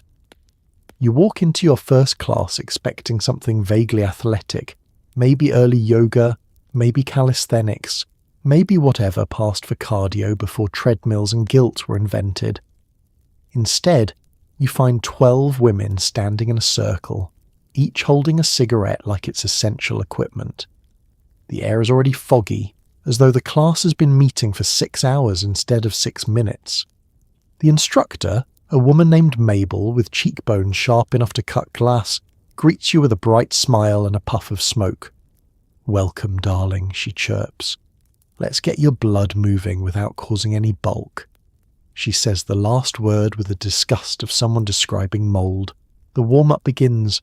"Arm circles," she announces, swinging her arms in delicate loops while keeping her cigarette perfectly upright. You follow awkwardly, trying not to inhale deeply, but the room is a cloud. Your arms move. Your lungs protest. Someone behind you coughs rhythmically, as if accompanying the exercise with percussion. The next move is torso elongation, which, near as you can tell, is just stretching while pretending gravity doesn't apply to you. Mabel demonstrates. Lift your spine, lengthen your silhouette.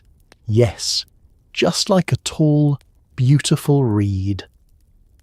She exhales dramatically, sending smoke drifting upward like she's feeding an invisible chimney. Then come the leg exercises. You raise your knees, you point your toes, you wobble dangerously. The women around you glide effortlessly, which is strange because half of them look like they live entirely on cigarettes and broth. One flapper in the front row even executes a graceful kick while keeping her cigarette perfectly in place, the ash somehow defying physics by refusing to fall. Halfway through class, the instructor calls for a break. Not for water, of course. For smoking. Everyone lights up again. You reluctantly accept a cigarette because peer pressure in 1926 is not subtle. Mabel walks around, adjusting posture with a gentle push here and a soft tap there. "Make sure your shoulders are relaxed," she says. Tension adds inches. You take a drag of your cigarette. It tastes like punishment. Breaks over, back to movement. Now you attempt something Mabel calls the slimming sway, a slow side-to-side hip motion designed to discourage unnecessary fullness.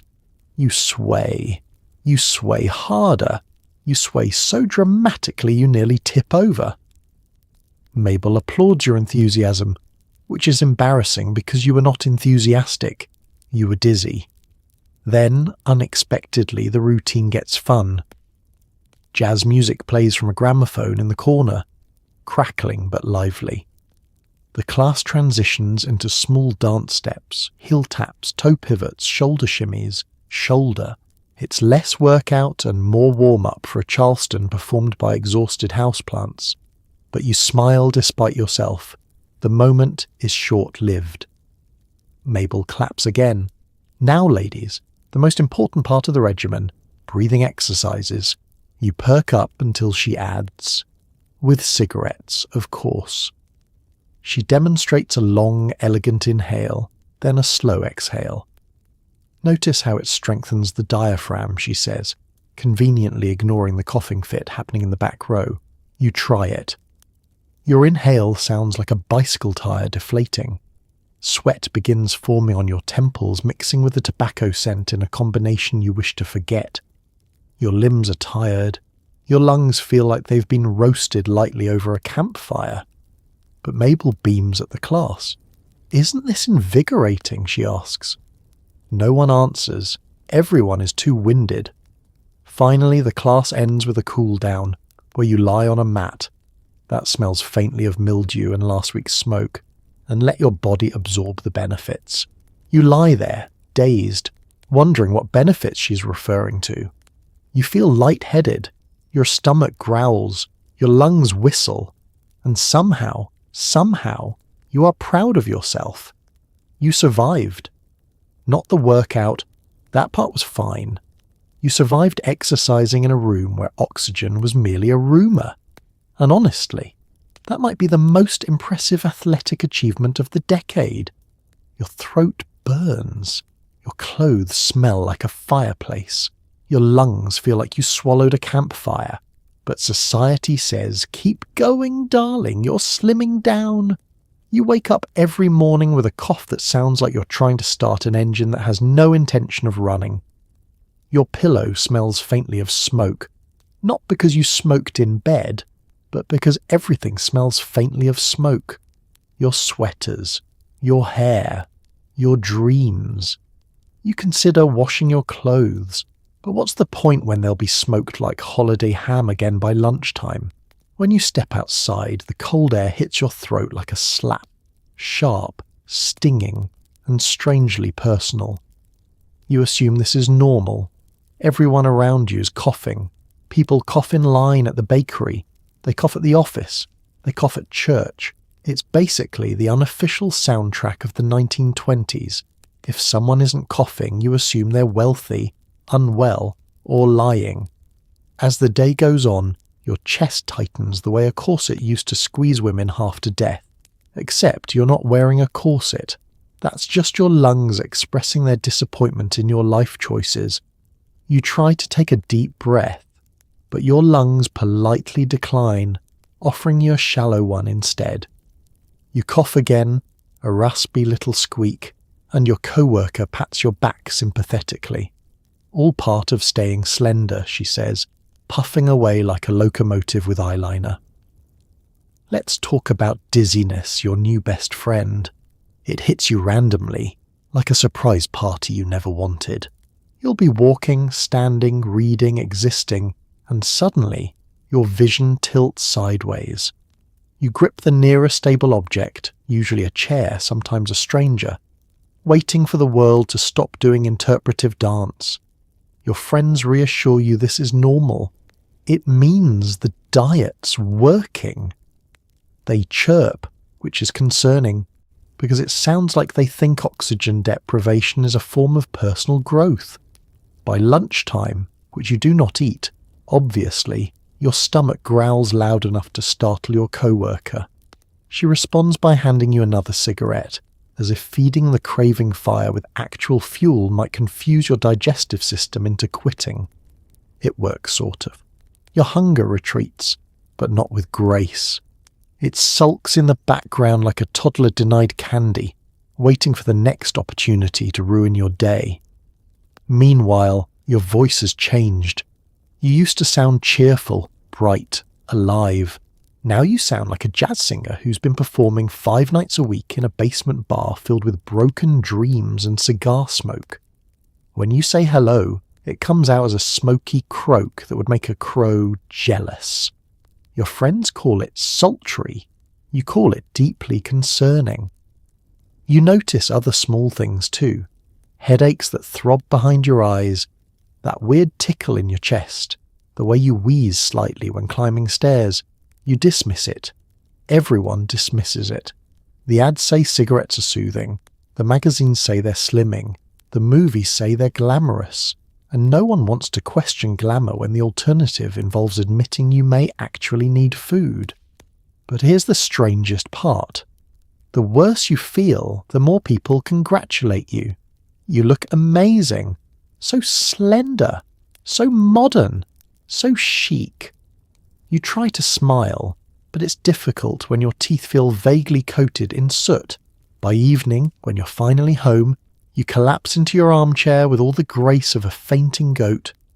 Your chest aches quietly. Your head buzzes faintly. You light another cigarette, not because you want to, but because that's the only coping skill anyone in 1926 seems to understand. As the smoke curls upward in lazy spirals, you wonder very briefly if maybe, just maybe, there's something deeply wrong with a world that mistakes slow physical decline for beauty. But the thought passes, the cough stays, and tomorrow society will expect you to keep going. Burning throat, aching lungs, slowly smouldering wardrobe and all. Alcohol might be banned, but stress is not. Cigarettes become the coping mechanism for a nation collectively pretending it's fine.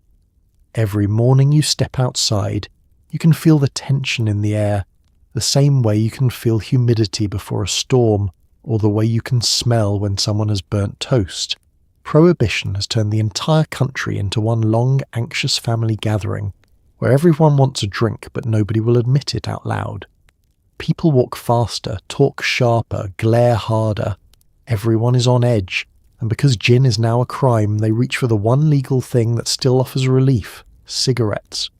You can't walk down a street without seeing someone smoking like they're trying to exhale their internal turmoil. Bakers smoke, bank tellers smoke, housewives smoke while sweeping, cooking, ironing and glaring at their husbands. Even the local minister sneaks a cigarette behind the church, muttering something about the devil's influence while flicking ash on the ground. And truly, stress is everywhere. The economy might be booming, but daily life is still a mess. Bootleggers lurk in alleys. Police raid innocent soda fountains because someone might be serving something harder than root beer. Speakeasies pop up like mushrooms after rain, each one promising a liquid escape, and each one carrying the risk of getting smashed to bits by law enforcement with an unusually strong work ethic. It's exhausting. You feel it too. The tension, the longing, the sense that the world has declared a moral war on fun. You think about having a glass of wine, then remember that even thinking about having a glass of wine feels rebellious. So instead, like everyone else, you pull a cigarette from your purse and light it with the solemnity of someone engaging in sacred ritual. The smoke hits your lungs and you pretend it soothes you. It doesn't. But it does distract you from wanting a cocktail, and that seems to be enough for now. Let's talk about social circles. Before Prohibition, gatherings involved cocktails, clinking glasses, cheerful toasts. Now, gatherings involve cigarettes, lots of them. Your friends gather in living rooms and sit in a smoky haze, talking about their days as if everything is normal. "I'm fine," someone insists, lighting a second cigarette before finishing the first. "Everything's fine," another adds, lighting one for moral support. The room fills with a fog so dense you could carve your initials into it. Your group doesn't just smoke, they stress smoke. Smoking becomes a conversational punctuation mark. Someone shares bad news, cigarette. Someone shares good news, cigarette. Someone mentions they miss wine, 3 cigarettes. Even workplaces feel the impact. Since no one can unwind with a drink after work, they soothe themselves with cigarette breaks. Not short ones, long, wandering breaks where employees stand outside in small huddles, exhaling their frustrations into the cold air. You join them, not because you particularly want to, but because the alternative is sitting at your desk thinking about bathtub gin and regretting your life choices. You'd think people would be healthier without alcohol, but the opposite is true. You see it everywhere. The wheezing, the coughs, the raspy voices, the constant smell of smoke clinging to coats, hair, and hope itself. Cigarette ads capitalize on the stress, promising relief, calm, and the courage to endure social strain. The nation collectively nods and says, "Yes, that sounds right," while pretending their throats aren't slowly dissolving. Evenings are the worst. You return home, flop onto your chair, and stare at the ceiling in existential exhaustion. You want a cocktail so badly you can practically taste it, but instead you reach for a cigarette and light it, letting the smoke drift upward in lazy spirals. You close your eyes and sigh. Stress leaves your body in the smallest increments, not because anything is actually better, but because your brain is too tired to keep fighting. And somehow, this becomes the national rhythm. No one drinks. everyone smokes, and the whole country pretends this arrangement is perfectly fine. Because in the fog of prohibition, nicotine becomes the crutch that keeps America limping forward, coughing, wheezing, and insisting it's absolutely, definitely, totally okay. Every magazine promises the new Slender figure. Every solution involves cigarettes, shapewear, and optimism that's medically suspicious. You sit down with the latest issue of Modern Woman and prepare yourself emotionally, because these magazines never fail to give you at least 3 new insecurities and a recipe for something gelatinous. The cover features a pencil-thin woman with big eyes, perfect hair, and the faint expression of someone who hasn't eaten since Christmas. Beneath her image is a headline screaming, "Achieve the ideal silhouette." You already know the advice is going to be terrible, but you open it anyway, like watching a slow-motion disaster you can't look away from. The first article greets you with a cheerful announcement. Slimness is the modern woman's duty. Duty? As though patriotism now involves fitting into a straight-line dress without creating shape. You read on, morbidly fascinated. The section titled "How to Eat Less Without Noticing" recommends such strategies as drinking water before meals, drinking water during meals, and drinking water instead of meals. There's a small photo of a smiling woman holding a glass of water, looking like she hasn't smiled genuinely since the Wilson administration. Then comes the part where the magazine gets bold. A full-page Lucky Strike ad declaring cigarettes the preferred method of appetite control. A glamorous woman lounges on a chaise, cigarette in hand, smoke drifting upward like a promise of spiritual enlightenment. The caption reads, "Why indulge in sweets when you can enjoy the finer things?" You sigh, wondering how many people in this decade genuinely believe smoke is a food group. Flip the page. More nonsense. The fashion section tells you to wear shapewear so stiff it could double as light construction material. The writer claims it smooths imperfections, meaning crushes your rib cage into temporary submission. The underwear looks like something a medieval blacksmith would forge, except this comes in pastel pink. You imagine wearing it for more than 2 minutes and feel a sense of danger in your soul. Next, you stumble into a column titled "Reduce Without Effort."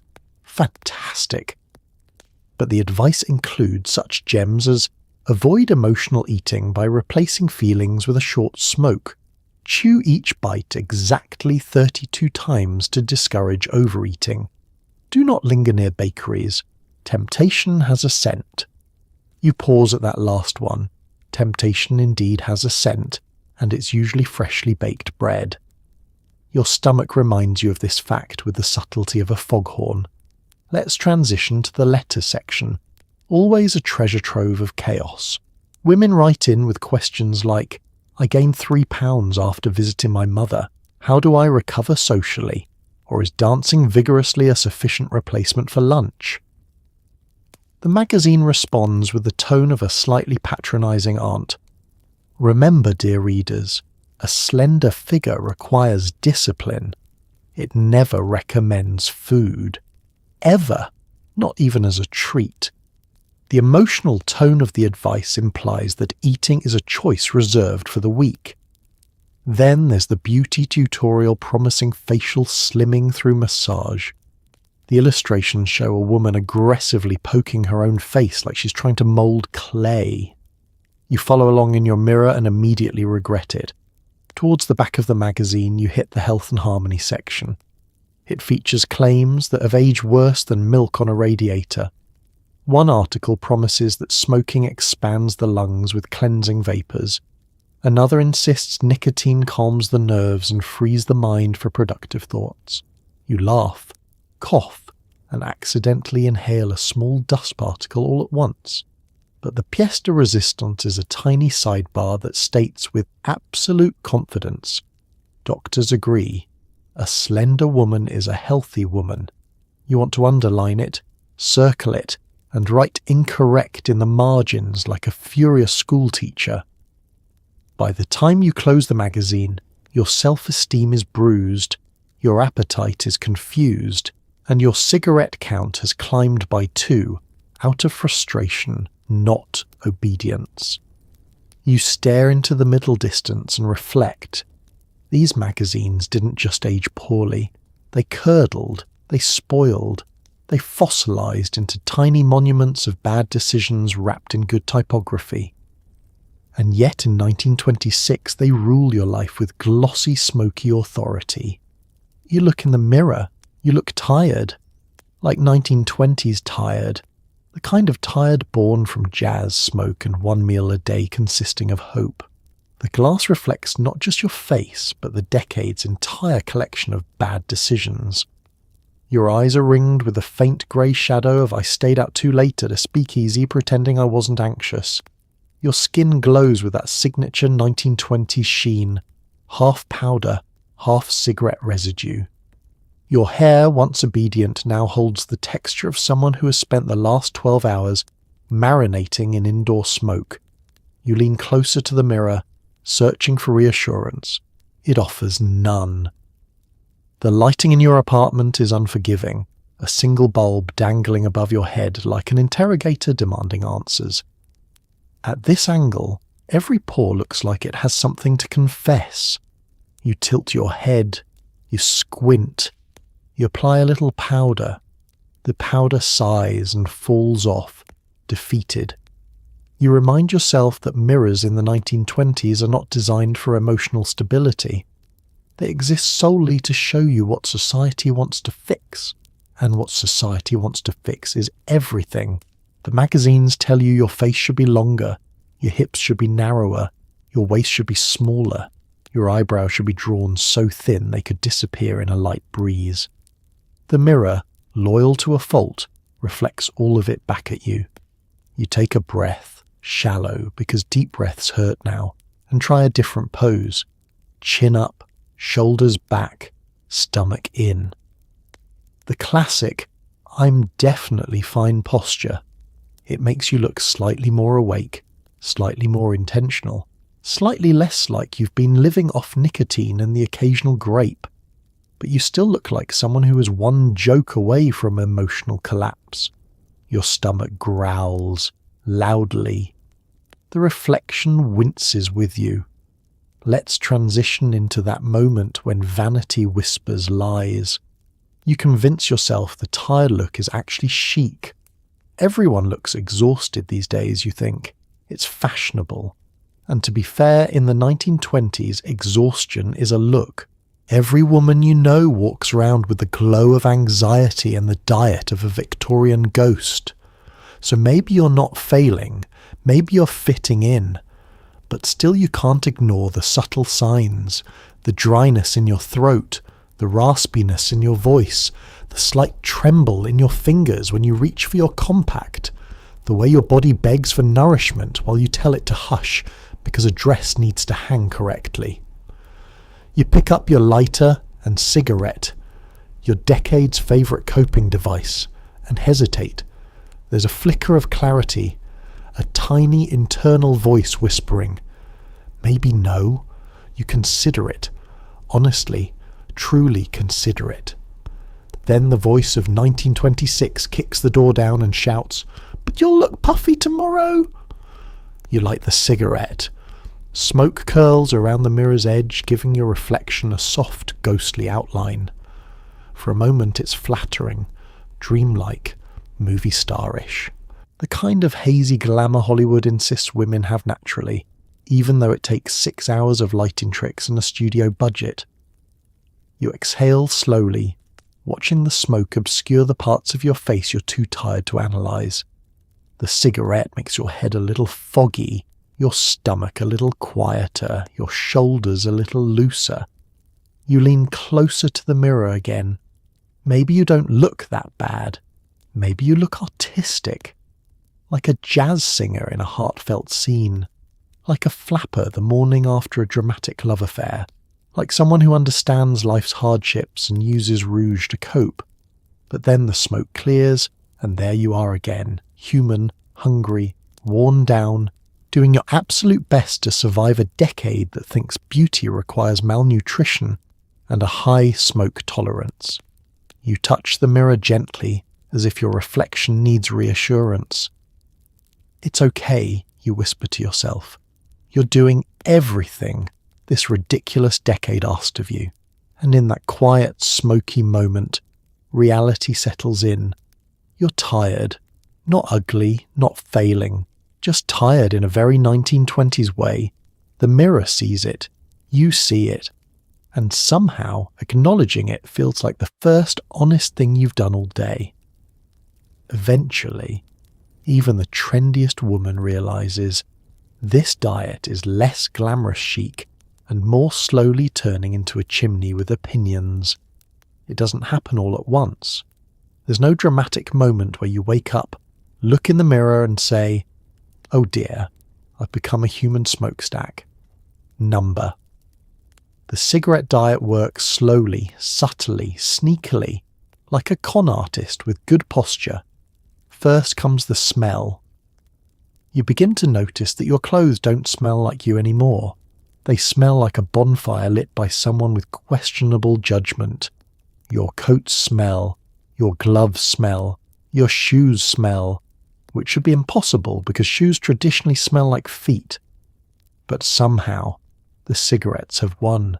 You hug a friend and she pulls away coughing but insists you smell very sophisticated. You both know this is a lie. Then comes the cough, your new roommate. It follows you everywhere, into the office, into the speakeasy, into quiet moments when you're trying to think. It's not dramatic like those coughing fits in old movies. Oh no, it's a subtle cough, a persistent cough, a professional cough, a cough that clocks in at 9 a.m. and takes only one cigarette break an hour. Your friends assure you it's normal. All the best women cough, they say. It means you're committed to your figure. This is not encouraging. Soon your voice starts changing. It's less light, feminine trill, and more jazz singer who hasn't slept since Tuesday. You open your mouth to greet someone and hear a gravelly croak. People compliment it. So sultry, they say, as if sounding like a haunted saxophone is a desirable trait. Transition to appetite, or rather, the absence of appetite. You forget what hunger feels like, not because you're satisfied, but because cigarettes have bullied your stomach into silent compliance. You skip meals without thinking. Breakfast, gone. Lunch, an afterthought. Dinner, optional. Your friends praise your discipline, unaware that discipline is just your body giving up. Your energy dips. Some days, climbing stairs feels like participating in an Olympic sport you didn't sign up for. Other days, standing up too quickly initiates a visual experience usually reserved for religious epiphanies. And then the social cracks begin to show. You're out on the town, dressed beautifully, makeup perfect, confidence high, until the moment someone opens a window. A harmless breeze blows in, carrying crisp, cool, refreshing air. Your body panics. What is that? Your lungs scream. You cough dramatically, accidentally ash on your shoes, and realize you have become the kind of person who is physically threatened by wind. People start noticing little things. How you wheeze when laughing. How your fingers smell perpetually smoky. How your purse contains more matches than money. How you go through cigarettes the way toddlers go through crayons, aggressively, passionately, and with no sense of moderation. Let's lean into the emotional downside. You begin to realize you don't actually feel glamorous. You feel tired. Not the cute, romantic kind of tired people write poems about. No, the deep bone-level tired of someone whose fuel source is anxiety and second-hand smoke. Your reflection confirms it. Your eyes look duller. Your cheeks look hollow, but not the fashionable kind. The I'm about to faint in public kind. Even your posture has changed. You're permanently leaning ever so slightly forward, as if anticipating your next cigarette like a Victorian heroine anticipating a fainting couch. And yet the world keeps telling you this is normal, attractive, modern, You hear it so often you almost believe it, until one night, lying in bed, chest aching slightly from the day's smoke marathon, you admit it to yourself. This diet isn't slimming. This diet isn't glamorous. This diet isn't sustainable. It's exhausting. It's isolating. It's absurd. You're not becoming a flapper goddess. You're becoming a chimney with good cheekbones. And in that quiet moment, smoky, tired, still trying your best, you understand the unavoidable truth. Even the trendiest woman eventually realizes that no amount of glamour can make coughing feel fashionable. Not even in 1926. You walk into a 1920s beauty salon expecting peace, pampering, maybe a warm towel. Instead, you enter a fog thicker than the London smog of 1952. Hairdressers smoke, clients smoke, the ashtray smokes, even the permanent wave machine seems to be smoking, but you're not sure that's intentional. Beauty in the 1920s isn't about rejuvenation, it's about surviving a full makeover without coughing up a lung. The bell on the door jingles cheerfully, a sound immediately swallowed by the dense tar-scented haze inside. You pause, letting your eyes adjust to the gloom. You can make out shapes, chairs, mirrors, women in bobbed haircuts, but everything looks slightly blurred, like you've stumbled into a dream sequence filmed through a dirty window. A hairdresser named Dot approaches, cigarette clamped between two fingers, ash clinging to the tip like it's scared to fall. She beams at you. "Sit anywhere, darling," she says, waving her free hand around the salon. Smoke trails behind her with such commitment you suspect it pays rent. You sit in a chair that feels warm, not from use, but from the hairdryer stationed above it that someone forgot to turn off. It hums ominously. You wonder if it's safe. Spoiler, it's not. Nothing in this room is safe. Dot drapes a cape over your shoulders and immediately lights another cigarette, even though she hasn't finished the first one. It dangles from her lips as she combs through your hair, ash occasionally falling with casual disregard for hygiene. "Gives it texture," she says when some lands in your lap. Around you, the salon buzzes, not with conversation, though that too, but with machinery. The permanent wave machine towers over several women, wires coiled around their heads like electrocuted octopuses. The device whirs, clicks and smokes faintly from one corner. You silently pray it's the cigarette smoke and not the wiring, but deep down you know better. Let's talk about the women under the machine. They look brave, stoic, terrified. One flips through a magazine, pretending she's not one electrical surge away from becoming a toast-coloured cautionary tale. Another sips tea while her cigarette burns dangerously close to the wires near her scalp. A third gazes absently into the mirror, her expression the calm acceptance of someone who has made peace with whatever afterlife awaits her. Dot tugs on your hair gently, or maybe not gently, and says, "We'll do a soft wave today." You nod, though you're not entirely sure what that means. In 1926, wave could mean something angelic and beautiful, or something that makes you look like you've been caught in a small electrical storm. She brings over a tray of tools, combs, clips, curlers, and, inexplicably, another ashtray. You notice it's already full. You wonder if it's been there since opening time or if Dot is operating at a pace that defies human lung capacity. As she works, you look around the room more closely. Women gossip while exhaling thick plumes of smoke. Their conversations punctuated by hacking coughs they pretend not to notice. Someone in the corner is getting her eyebrows plucked. A painful enough procedure without the added ambiance of smoke drifting directly into her tear ducts. The air grows warmer, heavier, smoggier.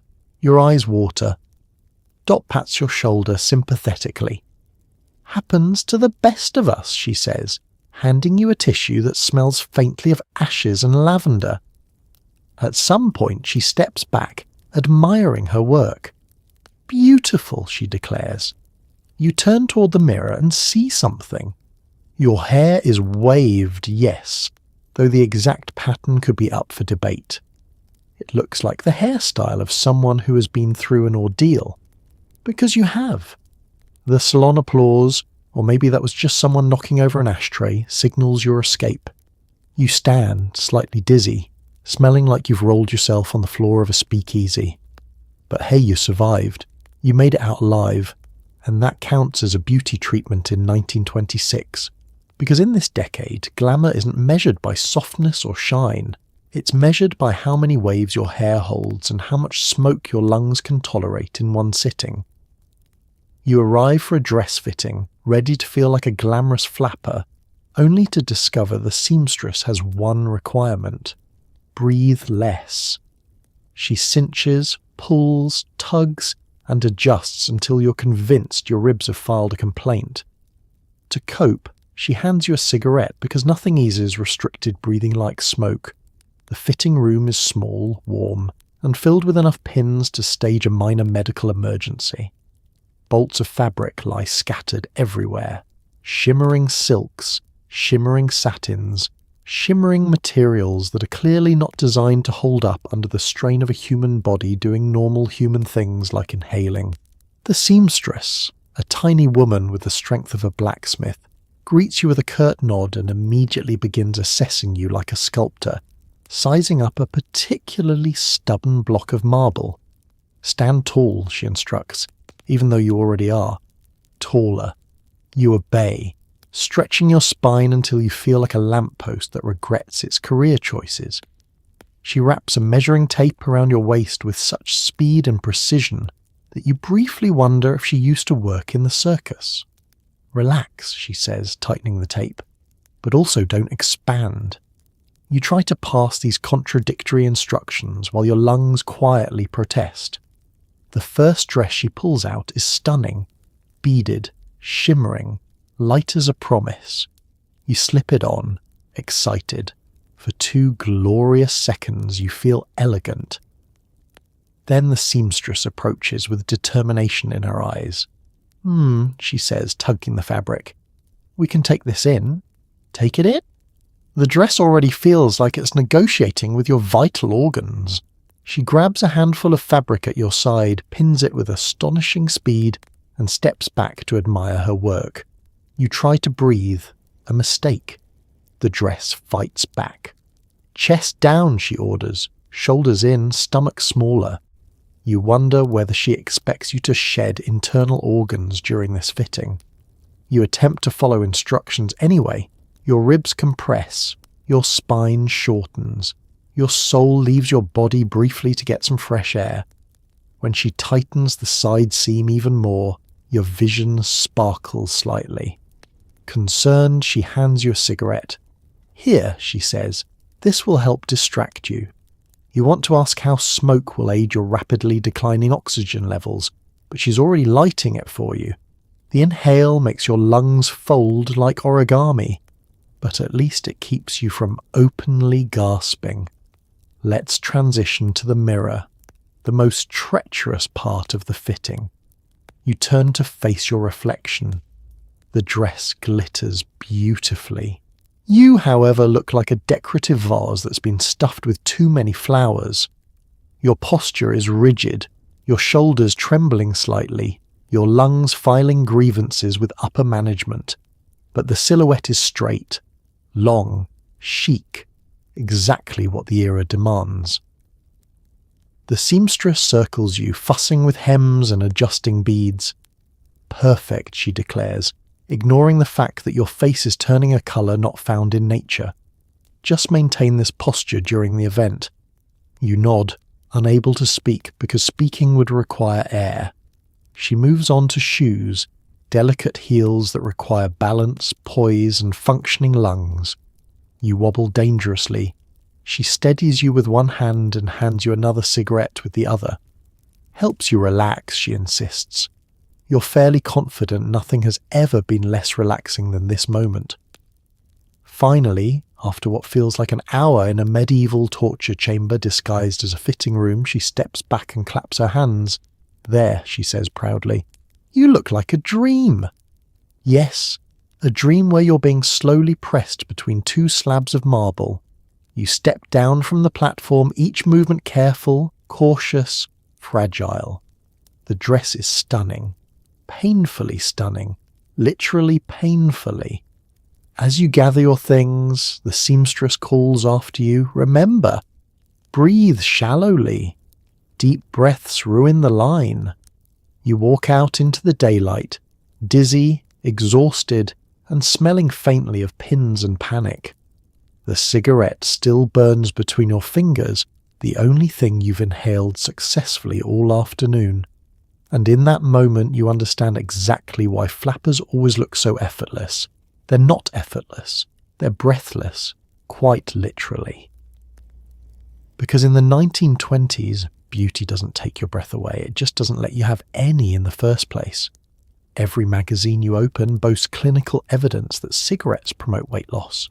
You read about imaginary studies, fabricated experts, and diagrams of harmful cravings floating away in a cloud of smoke. It's all nonsense, but it's the 1920s, and nonsense is the decade's favourite flavour. You flip to yet another full-page advertisement, and are greeted by a drawing of a woman in a lab coat, pointing at a chalkboard covered in equations no one has ever used. Equations about appetite suppression, calorie reduction, and nicotine thermodynamics. You stare at it. You try to understand it. And then you realise this isn't science. This is doodling. The copy proudly quotes leading specialists, though these specialists remain unnamed and suspiciously vague.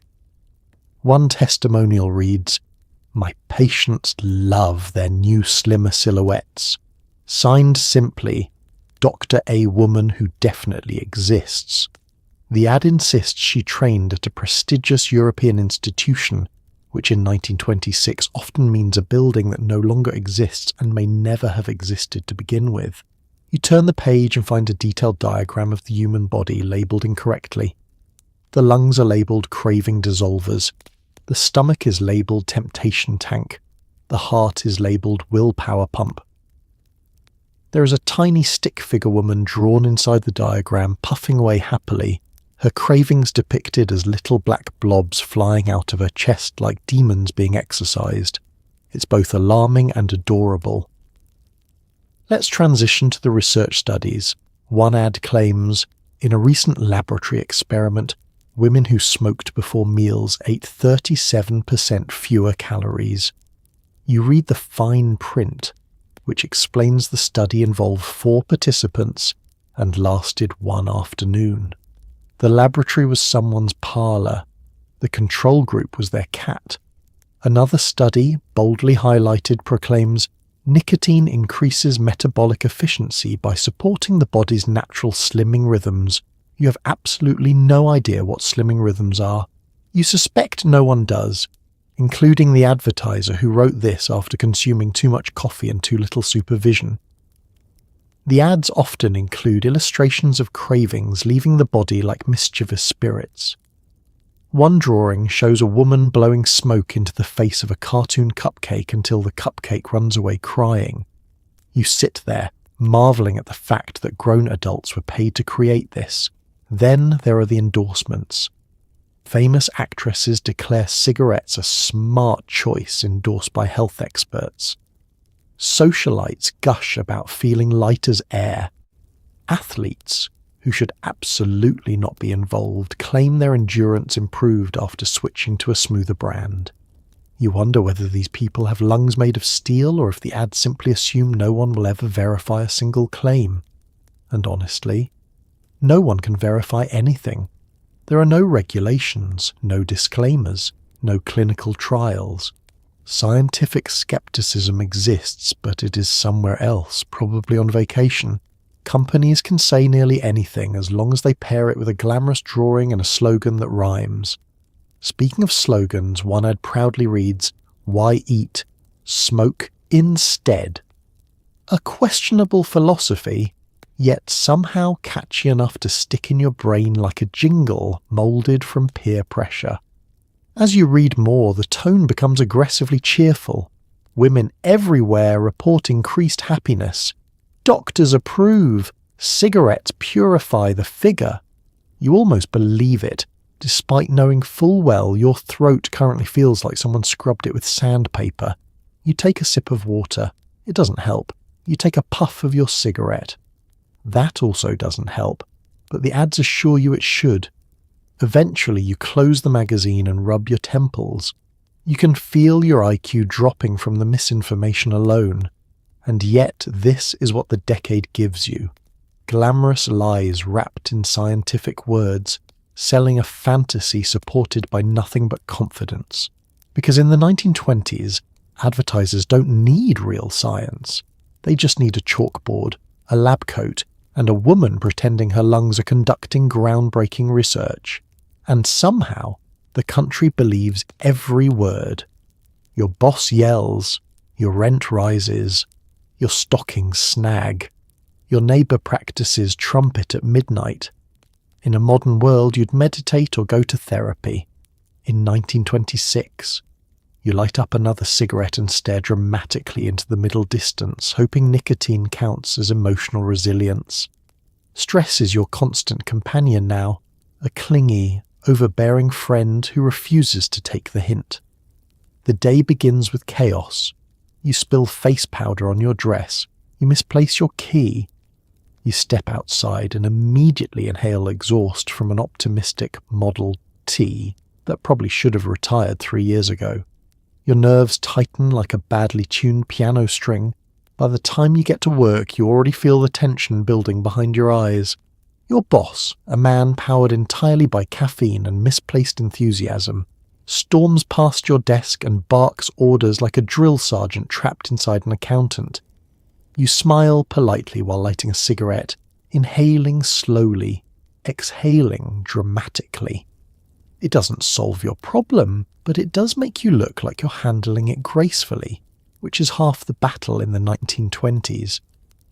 Your co-worker leans over and whispers, "You okay?" You nod, then cough, then nod again. She hands you another cigarette for emotional support.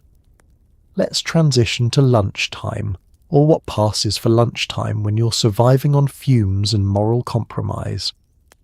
You step outside to catch a breath of fresh air, but fresh air is illegal in most urban areas at this point. The street smells like coal, sweat, and ambition. A man nearby is smoking. A woman across the street is smoking. Even the horse tied to the post looks like it might consider smoking if given the opportunity. You pull out your cigarette, light it, inhale. This, you tell yourself, is relaxation. You know it isn't. Your lungs know it isn't. But your stress shrugs and says, "Close enough." The afternoon brings new challenges. Your stockings snag on a desk drawer. You rip them further while trying to fix them. Your typewriter jams mid-sentence and then makes a sound like it's filing for unemployment.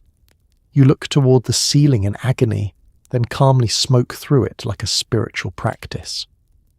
Meanwhile, your neighbour, who you do not see, but whose trumpet you hear constantly, begins practicing early today. Each sharp note pierces through your apartment wall like an auditory insult. You consider retaliating by coughing aggressively, but your cough is already at full capacity.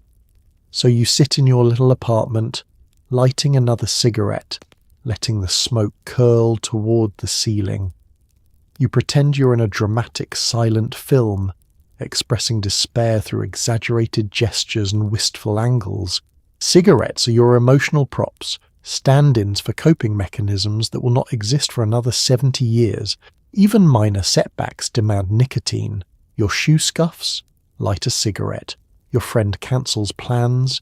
Light a cigarette. Your bob haircut refuses to behave? Light 2 cigarettes and stare out the window like a poet on a deadline. It's not that cigarettes solve anything, they don't, but they fill the space where solution should be. The ads promise serenity. The magazines promise balance. Hollywood promises glamour. What you actually receive is a brief moment of distraction, followed by coughing and the faint scent of burnt optimism. Still, you keep going. Because everyone around you is also coping in the only way this decade understands: smokily, dramatically, desperately.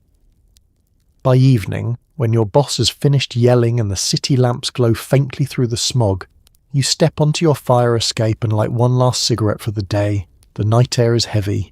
A jazz tune drifts from somewhere below. Your shoulders relax, not because you're calm, but because you've simply run out of energy to be stressed. You exhale slowly, letting the smoke trail into the darkness like a surrender flag. And in that moment you realise in 1926 emotional resilience isn't cultivated, it's smoked. At some point, probably around cigarette number 47, you feel a sudden wave of clarity. Your throat hurts. Your hair smells like a campfire. Your appetite hasn't been seen in days. And you begin to ask yourself the big question: was there maybe a better diet plan available, like vegetables, or not living inside a smoke machine? The moment creeps up on you quietly, the way bad realizations always do. 1 minute you're posing with a cigarette like you're on a magazine cover. The next minute you cough so violently your soul momentarily leaves your body to file a noise complaint. You blink twice, inhale shallowly, and suddenly everything becomes obvious. Too obvious. You sniff yourself cautiously and realize you no longer smell like a person. You smell like a fireplace that burned exclusively anxiety and eucalyptus perfume. Your stomach groans so loudly it sounds like a ghost trying to communicate. You press a hand over it gently, apologizing as though you're speaking to a neglected pet. Later, you whisper. But the word later has become suspiciously vague. Later could mean tonight. It could mean tomorrow. It could mean when Prohibition ends. Let's transition to your lungs, who have had enough and are not subtle about it. Breathing, once your favourite hobby, has become a chore. You attempt a deep breath and receive a harsh, smoky wheeze in return. It's like your lungs have turned into an old accordion someone left in a damp basement. You look at the cigarette in your hand and something in your brain whispers, Is this helping? A dangerous question. An illegal question, emotionally speaking. But you can't ignore it anymore. The evidence is everywhere. Your appetite, missing in action. Your energy, evaporated. Your motivation, wheezing softly in a corner. Your hair, now the texture of burnt straw. Your skin, pale in a way that says malnutrition more than mysterious elegance. You glance toward your kitchen, the place where food used to happen. There's fruit on the counter, real fruit. It looks vibrant, innocent, full of vitamins your body has not seen in months. You approach it as though approaching a wild animal. You pick up an apple and, for the first time in ages, feel tempted. But then society's voice chimes in. The magazines, the ads, the actresses, the seamstress who told you to breathe less. They all whisper in unison. Be careful. Apples are shapely. Cigarettes are slimming. Choose wisely. You roll the apple in your hand thoughtfully, then put it down because the guilt is too intense. You light another cigarette out of sheer habit. The smoke hits your lungs with a thud and you think, oh no, I might be the problem here. Even your reflection agrees. You catch sight of yourself in the hallway mirror and stop cold. You look wilted, like a decorative plant someone forgot to water since Valentine's Day. You lean closer. Your eyes are tired. Your cheeks have given up. Your lips are dry from smoke and existential confusion. And your posture, a subtle forward slouch, as though your spine is bracing itself for more bad decisions. Another wave of regret rolls through you. Not dramatic, just exhausted. A soft, deflated kind of regret. You sit down, cigarette still burning, and for a moment you imagine a different life. One with salads, one with sunlight, one where breathing feels like breathing and not like sampling a coal mine. You exhale slowly. The smoke curls upward like a sad little ghost. You watch it fade and whisper the first honest thought you've had all day. Maybe this was a terrible idea. Not revolutionary, not profound. Just the simple, undeniable truth of someone who finally realizes the glamorous cigarette diet has all the glamour of a collapsing lung. And in that quiet, smoky moment, the regret settles in fully. You didn't become a sleek, modern silhouette. You became tired. So very, very tired. And that, more than anything, tells you it might be time to consider a new plan, preferably one that doesn't turn your respiratory system into a historical tragedy. So tonight, as you settle into your clean bed, with your lungs full of fresh, unsmoked air, and your doctor not prescribing cigarettes for anything, maybe take a moment to appreciate just how far we have come. Because the women of the 1920s were fighting battles we can barely imagine today. Battles with fashion, with advertising, with impossible beauty standards, with stress, uncertainty, and the chaos of a world that was reinventing itself faster than anyone could keep up. And somehow, in the middle of all that, they were told that the secret to happiness was on fire. They lived through roaring jazz nights, grueling work days, and the constant pressure to stay thin in a decade where healthy choices included lighting up before breakfast. They navigated smoky offices, suffocating beauty ideals, and magazine ads that aged worse than month-old seafood. And yet, through it all, they laughed, danced, dreamed, and pushed forward into a century that still had no idea what it was doing. So maybe soften your shoulders for a moment. Let your breath slow. You don't need to smoke to relax. You just need to be here, letting the noise of the day fade out like the last notes of a distant jazz song. Because history, for all its chaos and contradictions, is really just proof that people will try absolutely anything to feel okay. Sometimes that's noble, sometimes it's disastrous, and sometimes it's a cigarette diet that makes absolutely no sense, but still reminds us how hard our ancestors tried to navigate a world with fewer answers and louder advice. So as you drift off tonight, wrapped in comfort they never had, whisper a quiet thank you to the women who lived through trends so bizarre they almost sound fictional. They endured smoky apartments, hazy dance floors, and the pressure to be paper thin so you don't have to. You are safe, you are warm, you can breathe deeply, and in a world full of confusing choices you are allowed to rest. Sleep well, and I'll see you in the next one.